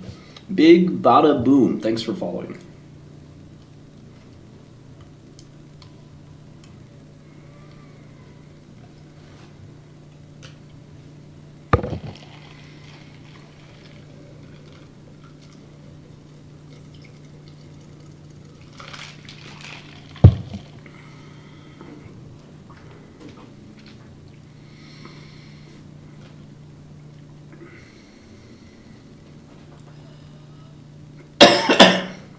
No smart drugs, no. There's no such thing, really.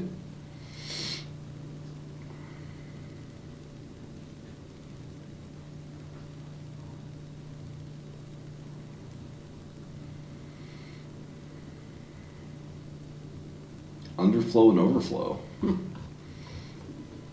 Gradient-based optimization. ML basics, learning algorithms. Capacity overfitting, underfitting, hyperparameters and validation sets, estimators, bias variance, MLE, Bayesian statistics, supervised learning algorithms, unsupervised learning algorithms, SGD, building machine learning algorithm, challenges motivating deep learning.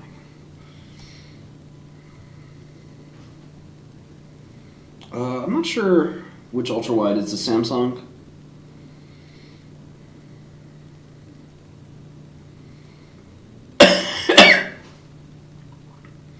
Deep feed-forward networks, learning, exclusive or gradient-based learning, hidden units, architecture design, backpropagation, other differentiation algorithms, regularization for deep learning, parameter norm penalties as constrained optimization, regularization and under constrained problems, dataset augmentation, noise robustness, semi-supervised learning, multitask learning, early stopping, parameter tying, and parameter sharing, sparse representations, bagging and other ensemble models, dropout, adversarial training, tangent distance, tangent prop, and manifold tangent classifier. I do like some sci-fi.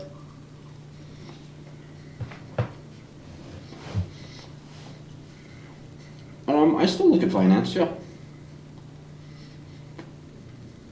I don't have much time. Optimization for training deep models, how learning differs from pure optimization, challenges in NN optimization, basic algos for, and I guess training deep models, parameter and initialization strategies, algorithms with adaptive learning rates, approximate second order methods, optimization strats, and meta-algorithms. Convolutional networks, the convolution operation, motivation pooling, convolution, and pooling as an infinitely strong prior, variants of the basic convolutional function, structured outputs, data types, efficient convolution algorithms, random or unsupervised features. Transformers didn't come out till later.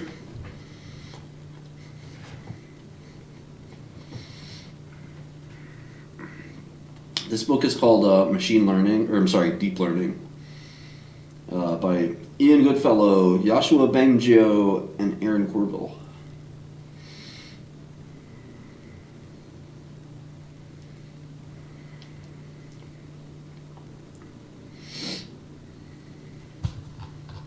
The neuroscientific basics for CNNs, CNNs in the history of deep learning, sequence modeling. Hey, now we're talking. Recurrent and recursive nets, unfolding computational graphs, recurrent neural networks, bidirectional recurrent neural networks, encoder, decoder, sequence architectures, deep recurrent networks, recursive neural networks, the challenge of long-term dependencies, echo state networks, leaky units and other strats from multiple timescales, the long short-term memory, and other gated RNNs. These are funny. I always thought long short-term memory is a great name. Optimization for long-term dependencies, explicit memory. Practical methodology, performance metrics, default baseline models, determining whether to gather more data, selecting hyperparameters, debugging strategies, multi-digit number recognition. So like CAPTCHA stuff.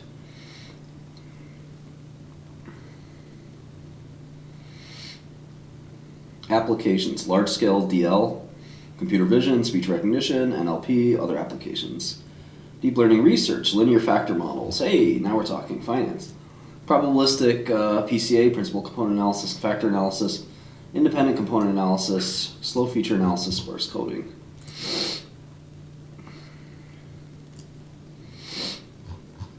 Manifold interpretation of principal component analysis. Autoencoders, undercomplete autoencoders, regularized autoencoders, representational power, layer size and depth, stochastic encoders and decoders, denoising autoencoders, learning manifolds with autoencoders, contractive autoencoders, predictive sparse decomposition applications of autoencoders, RL, not the RL I was thinking of, representational learning, greedy layer-wise, unsupervised pre-training, transfer learning, and domain adaptation, semi-supervised disentangling of causal factors, distributed representation, exponential gains from depth, providing clues to discover underlying causes. All right, structured probabilistic models for DL.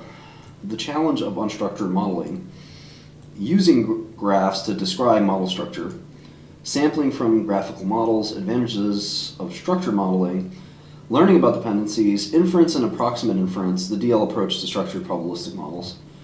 Monte Carlo models, sampling and Monte Carlo models, importance sampling, Markov chain Monte Carlo models or methods, Gibbs sampling, and the challenges of mixing between separated modes. Confronting the partition function, the log likelihood gradient, stochastic maximum likelihood and contrastive divergence, pseudo likelihood, score matching and approximate and ratio matching, denoising score matching, noise contrastive estimation, estimating the partition function. All right, approximate inference. Inference is optimization, expectation maximization, map inference, and sparse coding, variational inference and learned approximate inference. All right, deep generative models, Boltzmann machines, restrictive Boltzmann machines, deep belief networks, deep Boltzmann machines for real value data, convolutional Boltzmann machines for structured or sequential outputs, other Boltzmann machines, backprop through random operations, directed generative nets, drawing samples from autoencoders, generative stochastic networks, other generation schemes, evaluating generative models, and conclusion. Bibliography and index.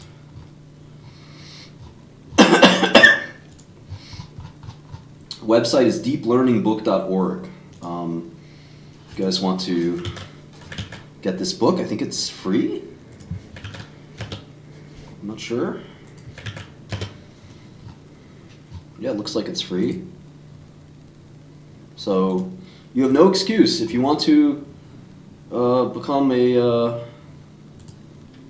very wealthy and successful person, this is a book that you should read. It's not easy, but nothing in life is. Good luck.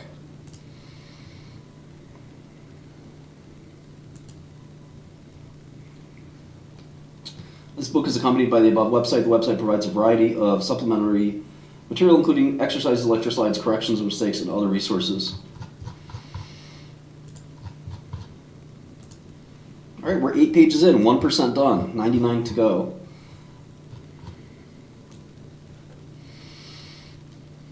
Guillaume Alain.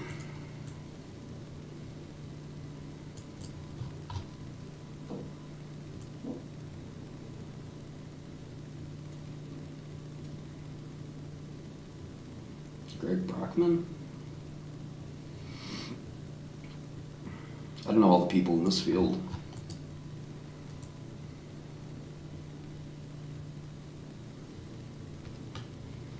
Jan LeCun, there we go. The big homie.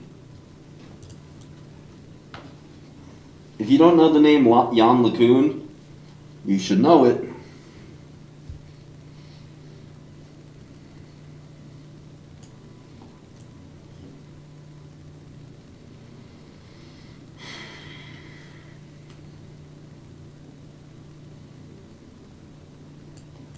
Ilya Sutskever. If you don't know that name, you should know.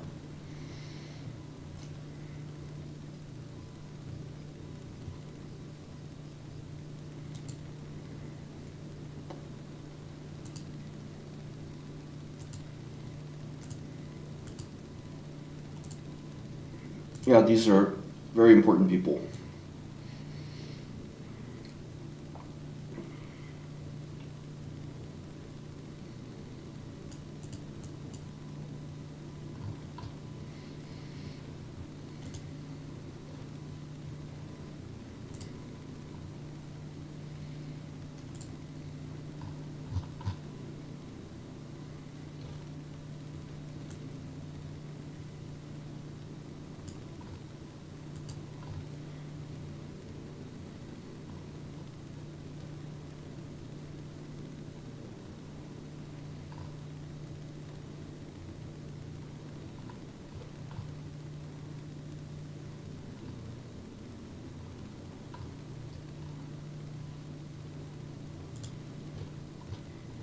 Hey Ken, what's up? This is a book called Deep Learning.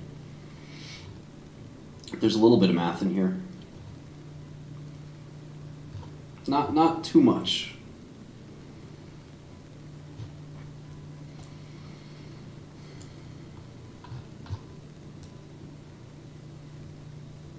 Google Brain. So that's where Ian Goodfellow worked.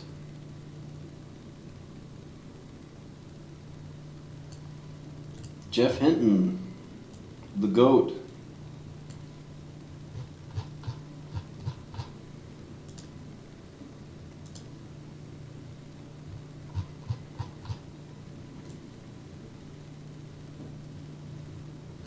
Numbers and arrays. A scalar, a vector, a matrix, a tensor.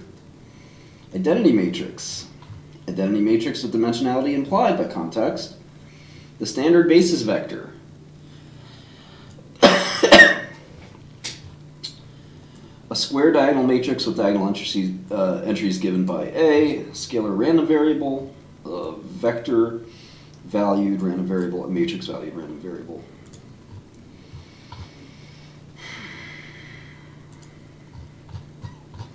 A set, a set of real numbers, two elements in a set. Intervals. Remember the inclusive, exclusive. Set subtraction. A graph. The parents of xi in the graph. Indexing.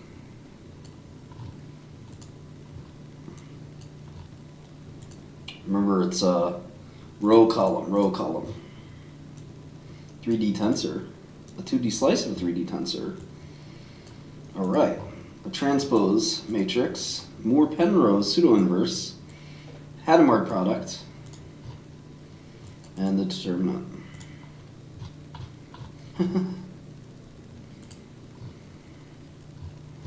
All right, a little calculus. We got derivative, the partial, gradient of y with respect to x. I think they call that slope. Matrix derivatives of y with respect to x, tensor containing derivatives of y with respect to x, the Jacobian, the Hessian matrix, the integral,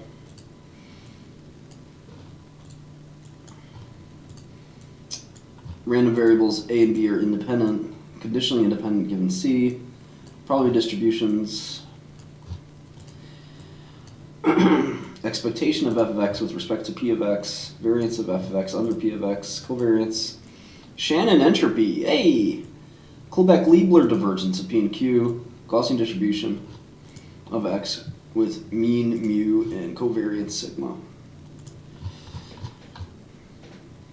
Different functions, domain A, range B, composition of functions, function of x parameterized by theta, natural log, logistic sigmoid, soft plus.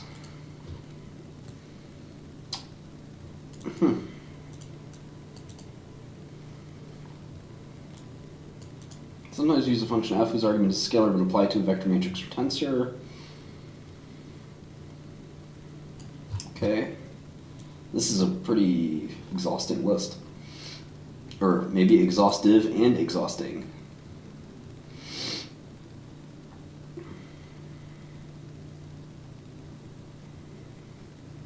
Yeah, Courant is really good.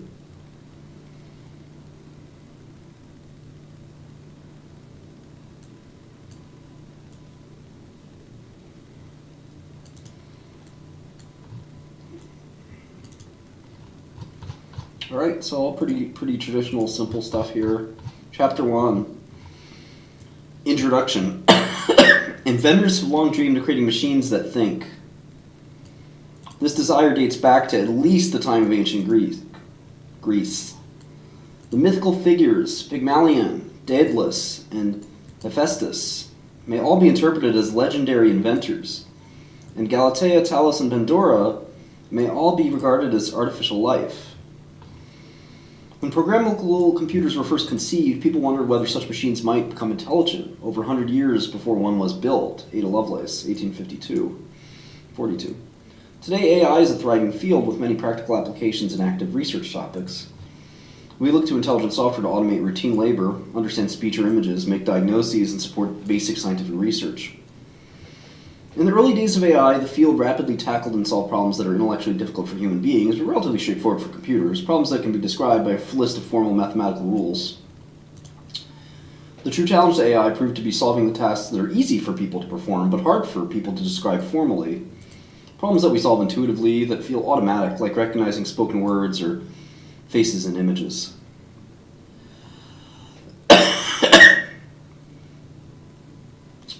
This book is about a solution to these more intuitive problems. This solution is to allow computers to learn from experience and understand the world in terms of a hierarchy of concepts, with each concept defined in terms of its relation to simpler concepts. By gathering knowledge from experience, this approach avoids the need for human operators to formally specify all the knowledge that the computer needs. The hierarchy of concepts allows the computer to learn complicated concepts by building them out of simpler ones. If we draw a graph showing how these concepts are built on top of each other, the graph is deep with many layers. For this reason, we call this approach to AI deep learning. Many of the early successes of AI took place in relatively sterile and formal environments and did not require computers to have much knowledge about the world. For example, Deep Blue, IBM's chess-playing system, defeated world champion Garry Kasparov in 1997. Chess, of course, is a very simple world, containing only 64 locations, 32 pieces, in rigidly circumscribed ways that they move. Devising successful chess strategy is a tremendous accomplishment, but the challenge is not due to the difficulty of describing the set of chess pieces and allowable moves to the computer. Chess can be completely described by a very brief list of completely formal rules, easily provided ahead of time to the component, to the programmer. I'm going to get some albuterol. Why don't you guys read these paragraphs while I'm out?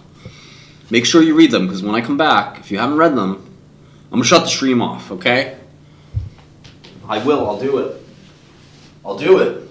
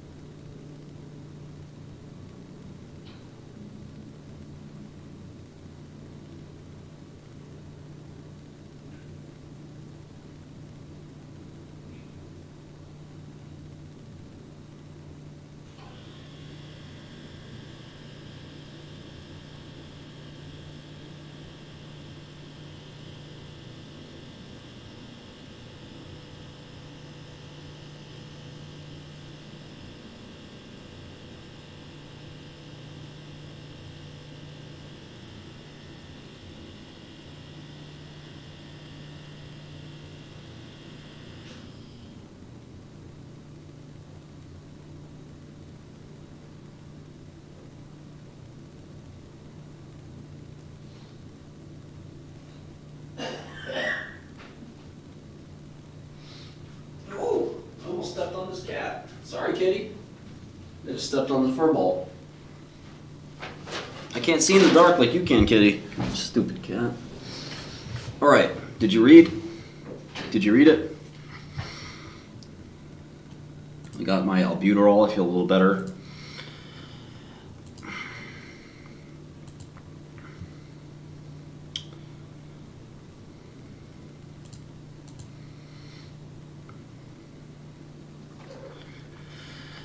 Yeah, I was invited to go out and party, but we're gonna party with you, kitty, right? Hey, relax, kitty. Power hour. It looks like it's beginning.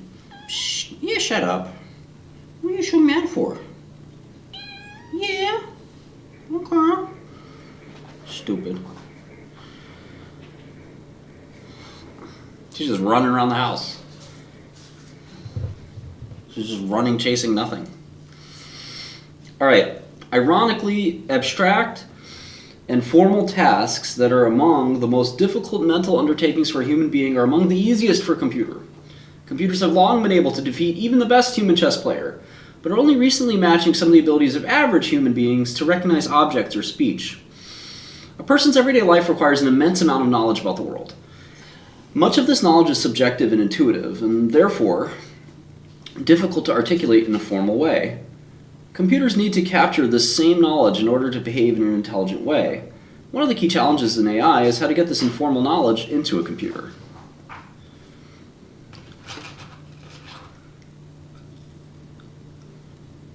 Yeah, I think that's right, Dignity. I would ask you to ask Ken.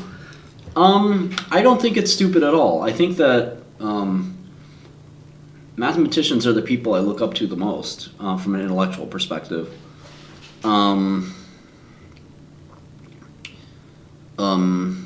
You know, people who study number theory, I think, have to be a little crazy, or any other pure math.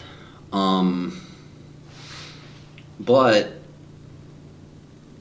you know, it is really the most difficult and impressive kind of thing to learn.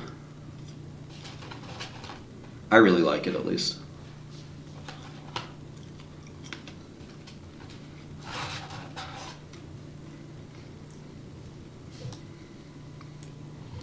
Several AI projects have sought to hard-code knowledge about the world in formal languages. A computer can reason about statements in these formal languages automatically using inference rules. This is known as the knowledge-based approach to AI. None of these projects has led to a major success. One of the most famous such projects is CYC. This is a really old project. CYC is an inference engine and a database of statements in a language called Cycle. These statements are entered by a staff of human supervisors. This is an unwieldy process. People struggle to devise formal rules with enough complexity to accurately describe the world. For example, CYC or SIC failed to understand a story about a person named Fred shaving in the morning. Its inference engine detected an inconsistency in the story. It knew that people do not have electrical parts, but because Fred was holding an electric razor, it believed the entity Fred while shaving contained electrical parts. It therefore asked whether Fred was still a person while he was shaving. Interesting.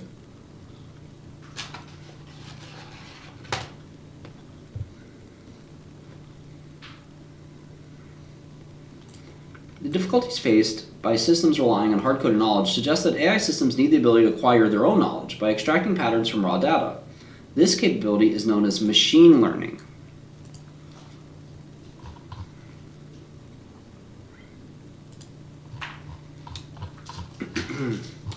The introduction of machine learning allowed computers to tackle problems involving knowledge of the real world and make decisions that appear subjective. A simple machine learning algorithm called logistic regression. Is that a machine learning algorithm or a statistical algorithm? Can determine whether to recommend cesarean delivery or not. A simple machine learning algorithm called naive Bayes can separate legitimate email from spam email.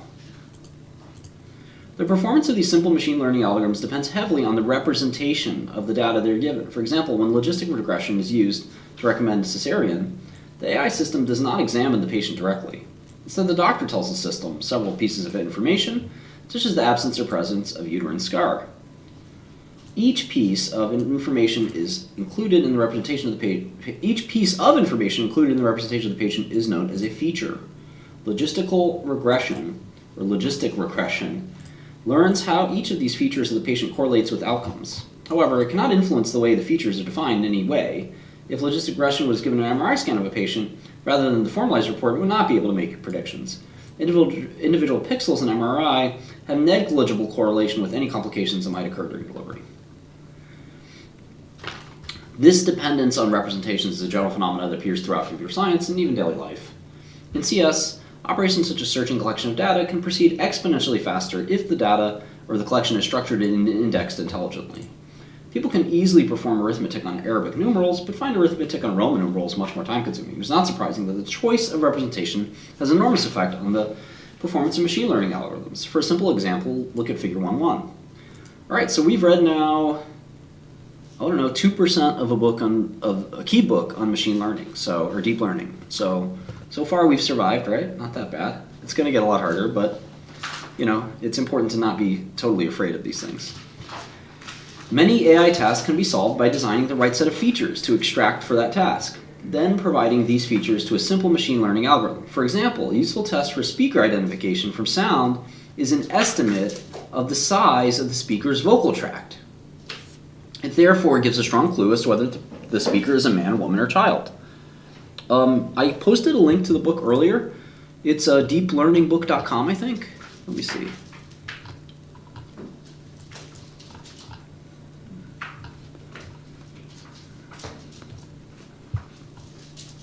Yeah, deeplearningbook.org.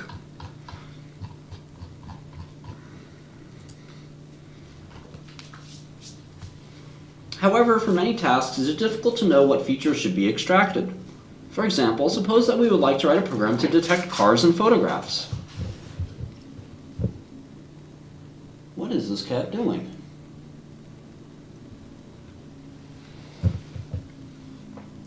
We know that cars have wheels, so we might like to use the presence of a wheel as a feature.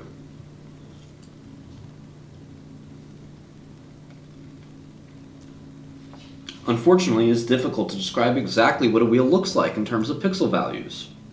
A wheel has a simple geometric shape, but its image may be complicated by shadows following the wheel, the sun glaring off the metal parts of the wheel, the fender of the car, or an object in the foreground obscuring part of the wheel, and so on.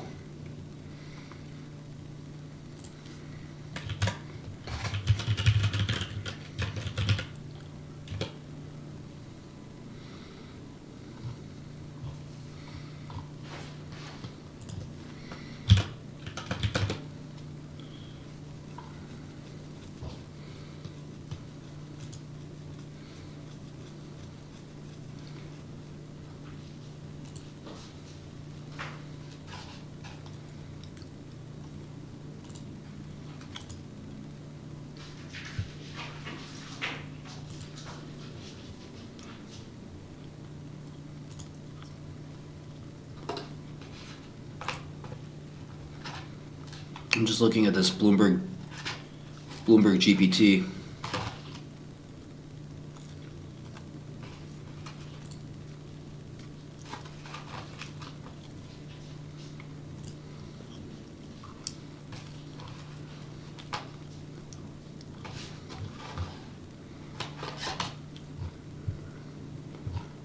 I'm doing something somewhat similar.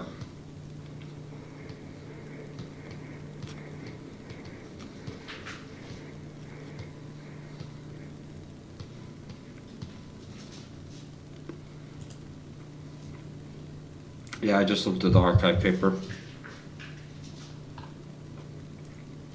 Thank you, Morgan.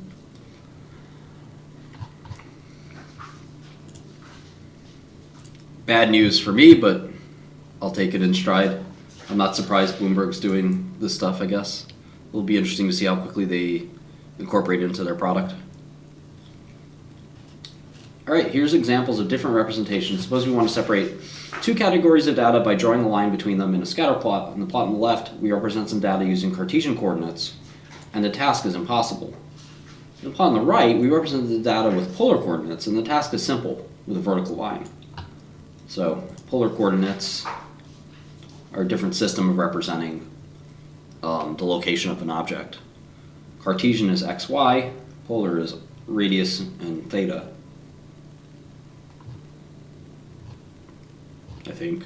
I'm not a polar coordinate expert. I always hated polar coordinates. They're pretty important though, so I should probably go back and do it. I think the Trump indictment is a disgrace. I hope he doesn't serve time. I don't think he will. One solution to this problem is to use machine learning to discover not only the mapping from representation to output, but also the representation itself. This approach is known as representation learning. Learned representations often result in much better performance than can be obtained with hand-designed representations. They also allow AI systems to rapidly adapt to new tasks with minimal human intervention. A representation learning algorithm can discover a good set of features for a simple task in minutes, or complex tasks in hours to months. Manually designing features for a complex task requires a great deal of human time and effort. It can take decades for an entire community of researchers. The quintessential example of a representation learning algorithm is called the autoencoder. An autoencoder is the combination of an encoder function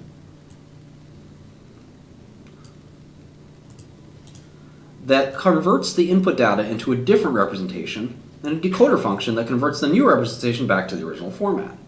Autoencoders are trained to preserve as much information as possible when an input is run through the encoder and then the decoder, but also trained to make the new representation have various nice properties. Different kinds of autoencoders aim to achieve different kinds of properties.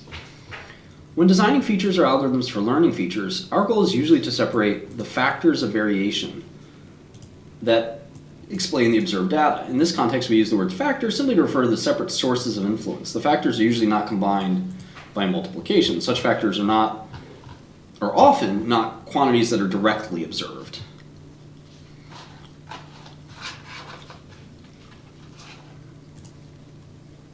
All right, we're on page 20. We're doing great here. Instead, they may exist either as unobserved objects or unobserved forces in a physical world that affect observable quantities. They may also exist as constructions in the human mind that provide useful simplifying explanations or inferred causes of the observed data. They can be thought of as concepts or abstractions that help us make sense of the rich variability of data. When analyzing a speech recording, the factors of variation include the speaker's age, their sex, their accent, and the words they are speaking. When analyzing the image of a car, the factors of variation include the position of the car, its color, and the angle and brightness of the sun.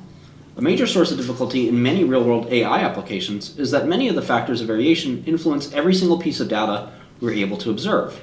The individual pixels in an image of a red car might be very close to black at night. The shape of the car silhouette depends on the viewing angle.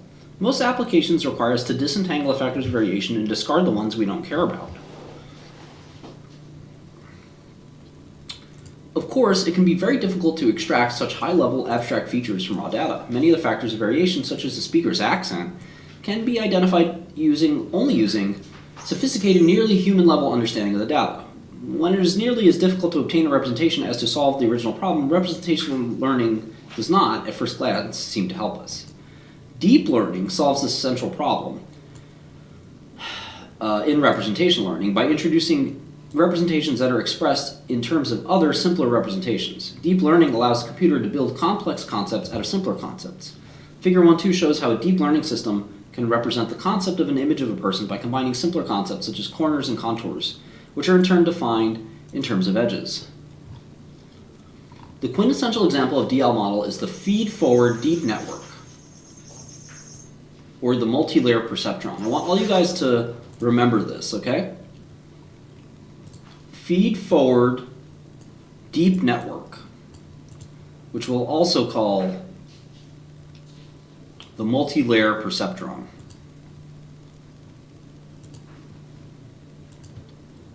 Okay? I'm so glad I went to jail and I have more viewers than I've ever had before. That's really cool. Thank you so much for watching, everyone. A multi-layer perceptron is just a mathematical function mapping some set of inputs values to output values. The function is formed by composing many simpler functions. We can think of each application of a different mathematical function as providing a new representation of the input. We'll get into this multi-layer perceptron in a minute. The idea of learning the right representation for the data provides one perspective on deep learning. Another perspective on deep learning is that depth allows the computer to learn a multi-step computer program. Interesting. Each layer of the representation can be thought of as the state of the computer's memory after executing another set of instructions in parallel. Networks with greater depth can execute more instructions in sequence. Sequential instructions offer greater power because later instructions can refer back to the results of the earlier instructions. According to this view of deep learning, not all the information in a layer's activations necessarily encodes factors of variation that can explain input. The representation also stores state information that helps to execute a program that can make sense of the input. This state information could be analogous to a counter or pointer in a traditional computer program. It has nothing to do with the content of the input specifically, but it helps the model organize its processing. Very interesting and mysterious. Let's now look at these examples.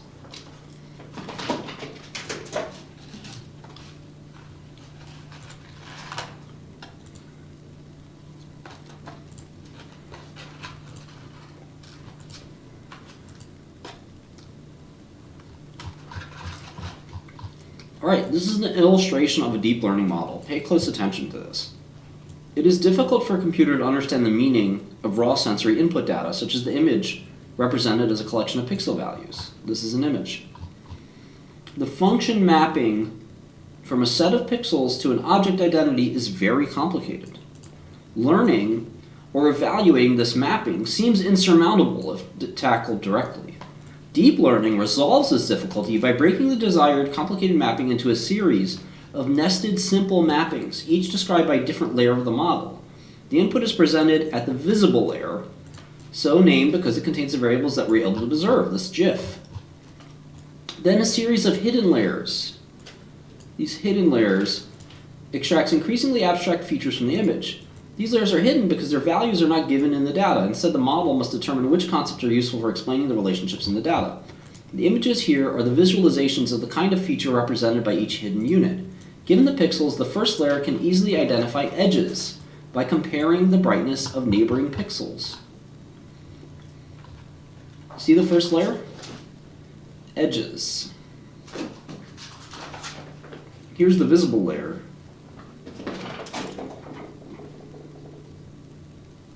First hidden layer is edges, the second hidden layer is contours and corners, and the third hidden layer is object parts. And you can see that the output is the object identity kind of classification.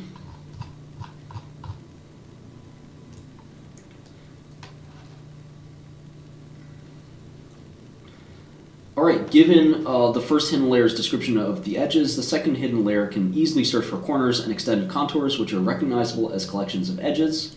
Given the second hidden layer's description of the image in terms of corners and contours, the third hidden layer can detect entire parts of specific objects by finding specific collections of contours and corners. Finally, this description of the image in terms of its object parts, or of the object parts it contains, can be used to recognize the objects present in the image.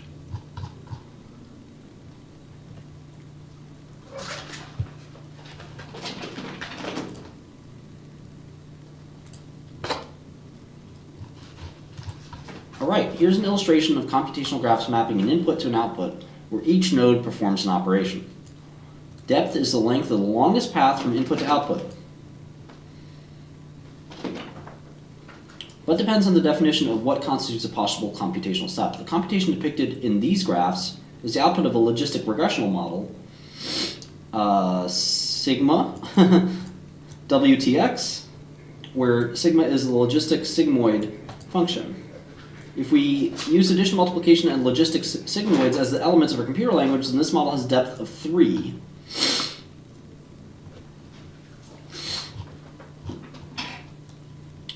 If we view logistic regression as the element itself, then this model has a depth of 1.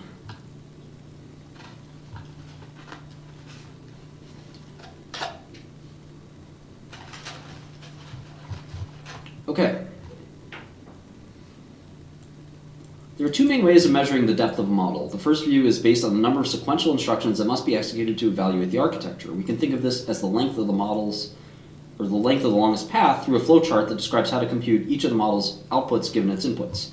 Just as two equivalent computer programs will have different lengths depending on which language the program is written in, the same function may be drawn as a flowchart with different graphs depending on which functions we allow to be used as individual steps in the flowchart. Figure 1.3 shows how this choice of language can give two different measurements for the same architecture. Another approach used by deep probabilistic models regarding the depth of a model as being not the depth of the computational graph, but the depth of the graph describing how concepts are related to each other.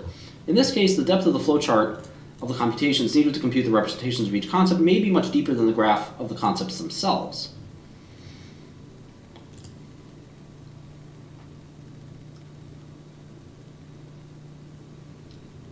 You want to read a book, the Keras book?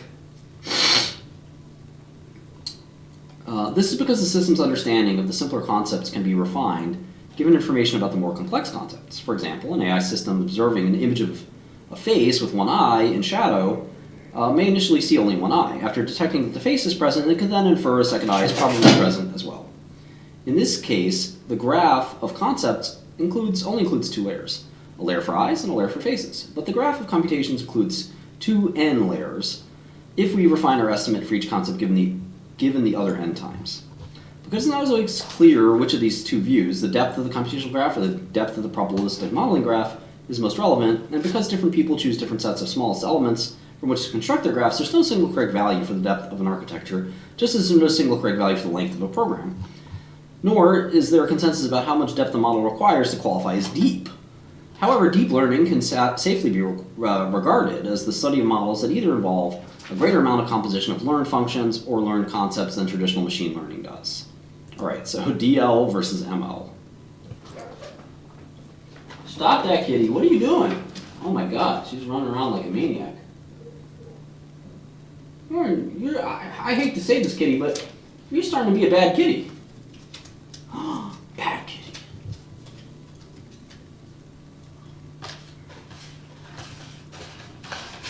Yeah, this is just a paid version of Adobe Acrobat. Cat is named Nibbles.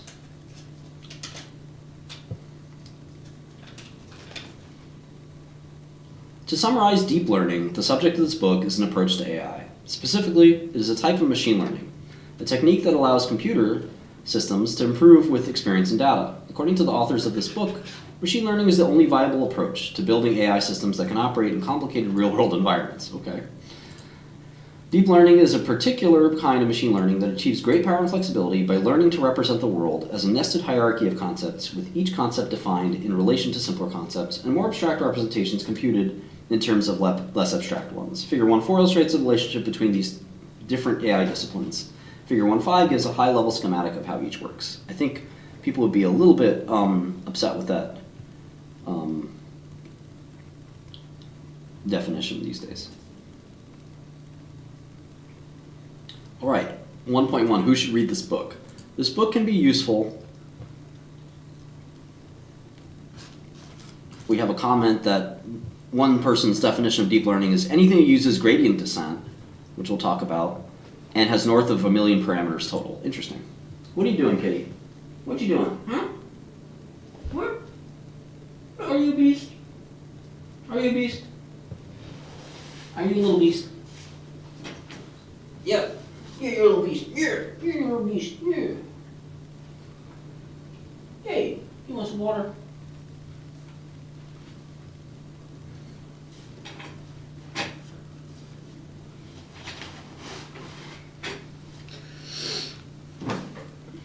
All right, this book can be used by a variety of readers, but there are two main target audience. One is university students learning about machine learning, including those who are beginning a career in deep learning and artificial intelligence research. The other target audience is software engineers who don't have an ML or statistics background, but want to rapidly acquire one and begin using DL in their product or platform. DL has already proven useful. Shut up, kitty.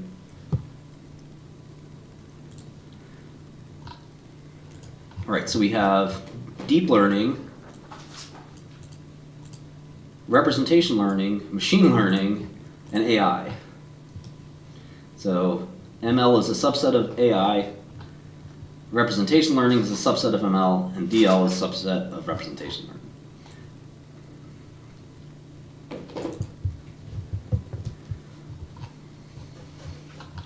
Autoencoders, knowledge bases and expert systems, logistic regression, shallow autoencoders, and MLPs.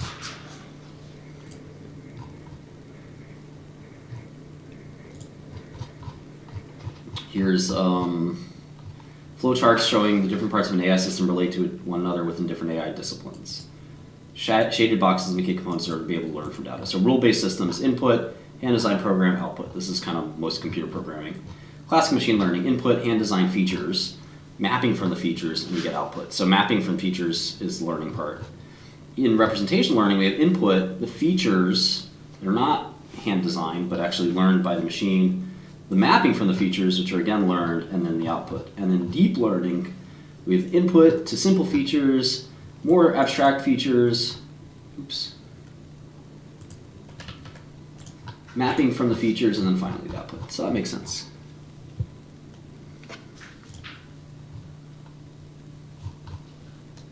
Yeah, you can look at this as a form of statistics. All right, so it says there have been success, I think. It said deep learning has already proved useful in many software disciplines, including computer vision, speech and audio processing, NLP, robotics, bioinformatics, chemistry, video games, search engines, online advertising, and finance. 3 parts to this book. Part 1, basic math tools and ML concepts. Part 2, the most established DL algorithms that are essentially solved technologies. Part 3, more speculative ideas. Readers should feel free to skip the parts that they don't care about. Probability, linear algebra, ML can skip part 1. Readers who want to implement a working system need not read past part 2. A flowchart is given to decide what to read. We assume all readers come from a CS background, familiarity with programming, computational performance issues, complexity, calculus, and some graph theory. Okay. Historical trends in deep learning. It is easy to understand DL with some historical context. Rather than providing a detailed history of DL, we'll talk about a few trends. DL has had a long and rich history, but has gone by many names reflecting different philosophical viewpoints, wax and wane in popularity. DL has become more useful as the amount of training data has increased. DL models have grown in size over time as infrastructure for computers has improved. DL has solved increasingly complicated applications with increasing accuracy over time. Okay, introduction to deep learning. This is part 1. We talked about this earlier. Deep networks.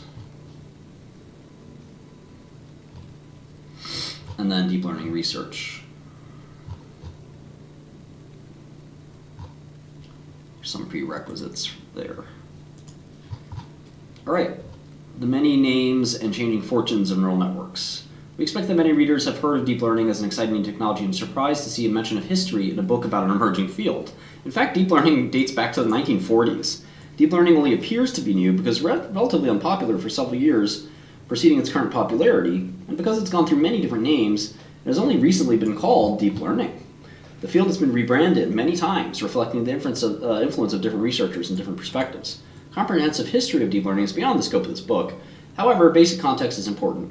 Broadly speaking, there have been 3 waves of development of deep learning. Deep learning known as cybernetics in the 1940s to 1960s, deep learning known as connectionism in the 1980s to 1990s, and the current deep learning beginning in 2006. This is quantitatively illustrated in Figure 1.7. Some of the earliest learning algorithms we recognize today were intended to be computational models of biological learning.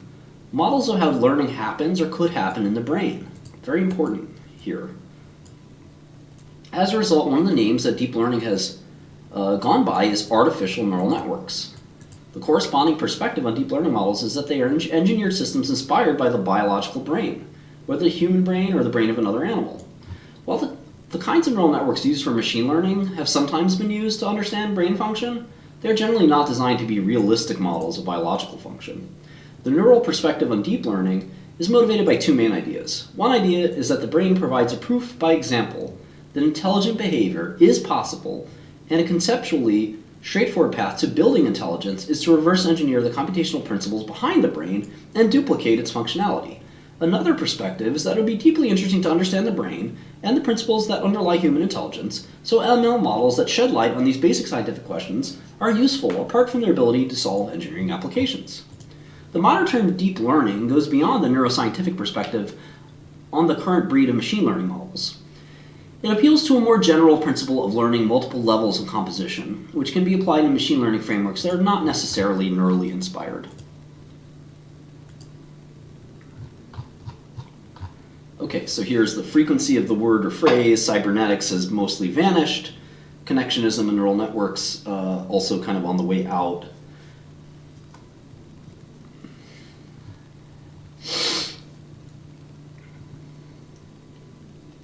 So McCulloch and Pitts and Hebb were really, really important. We're going to talk all about them.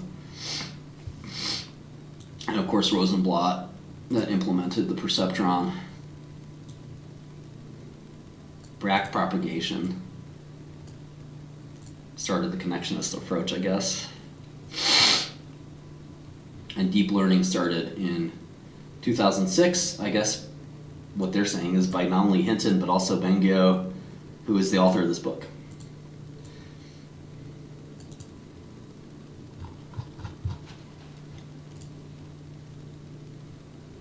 Hinton is Boole's descendant? Really? You mean metaphorically or literally?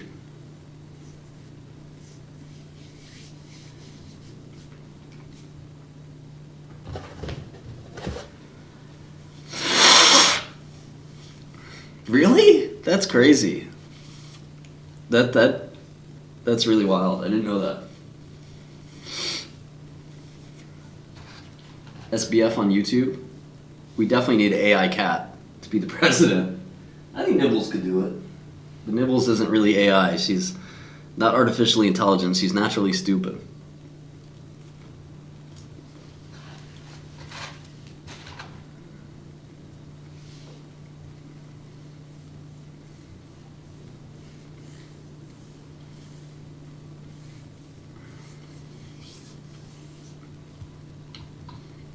Okay, we're about to get into the important meat of this. Nibbles, absolutely. She likes to nibble. The earliest predecessors of modern deep learning were simple, linear models motivated from a neuroscientific perspective. These models were designed to take a set of n input values, x sub 1 to x sub n, and associate them with an output, y. These models will learn a set of weights, w sub 1 to w sub n, and compute their output, f of x and the weight is equal to x1 times weight 1 plus all the way to x sub n times w sub n. The first wave of neural networks research was known as cybernetics. The McCulloch-Pitts neuron was an early model of brain function. This linear model could recognize two different categories of inputs by testing whether f of x, w is positive or negative. Of course, for the model to correspond to the desired definition of the categories, the weights needed to be set correctly. These weights could be set by the human operator. In the 1950s, the perceptron by Rosenblatt became the first model that could learn the weights, defining the categories given examples of inputs from each category. The adaptive linear element, Adeline, which dates from about the same time, simply returned the value of fx itself to predict a real number, and could also learn to predict these numbers from data. These simple learning algorithms greatly affected the modern landscape of machine learning. The training algorithm used to adapt the weights of the Adeline was a special case of an algorithm called stochastic gradient descent. I want you guys to memorize that. Stochastic gradient descent. Okay? Stochastic gradient descent. The word stochastic just means random. So you can think of it as random gradient descent, but we'll call it stochastic gradient descent. It's not fake, okay? It's real.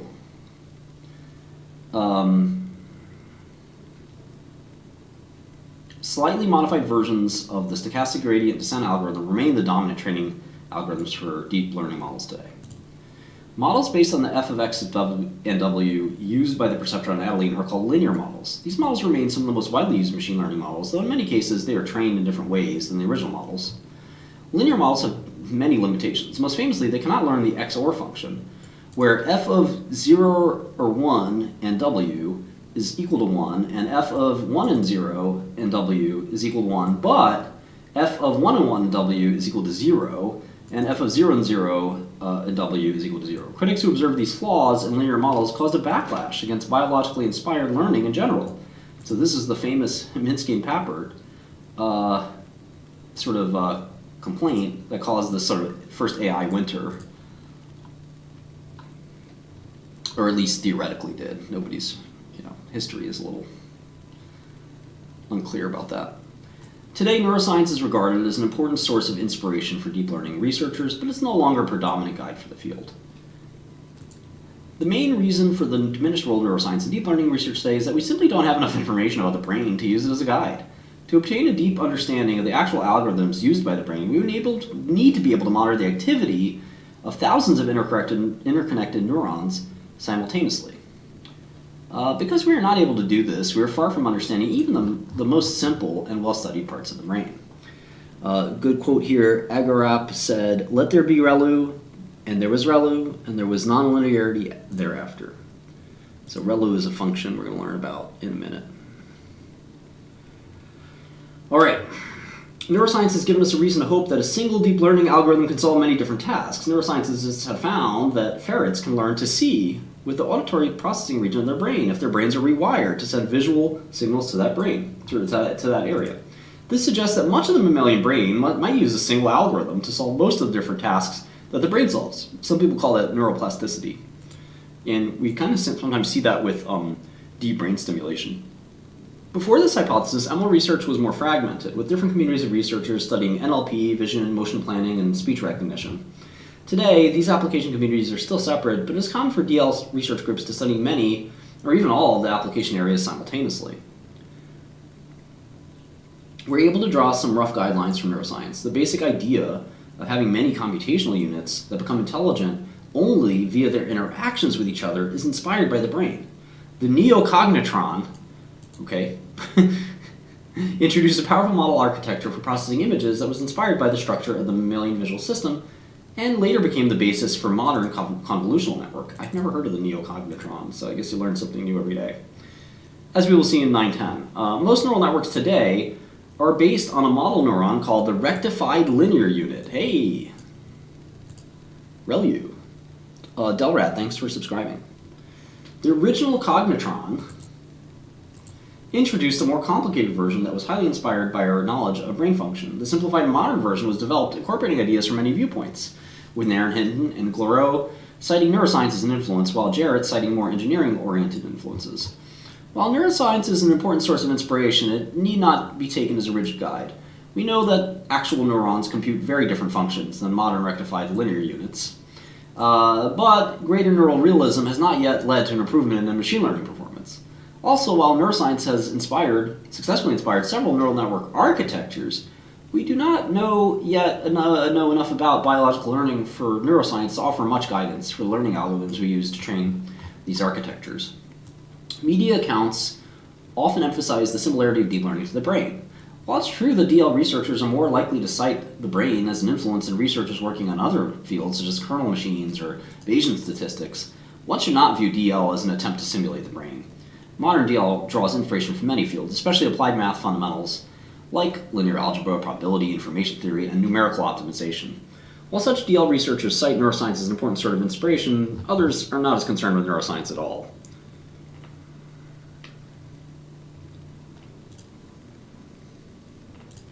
It is worth noting that the effort to understand how the brain works on an algorithmic level is alive and well. This endeavor is primarily known as computational neuroscience, is a separate field of study from deep learning. It is common for researchers to move back and forth between both fields.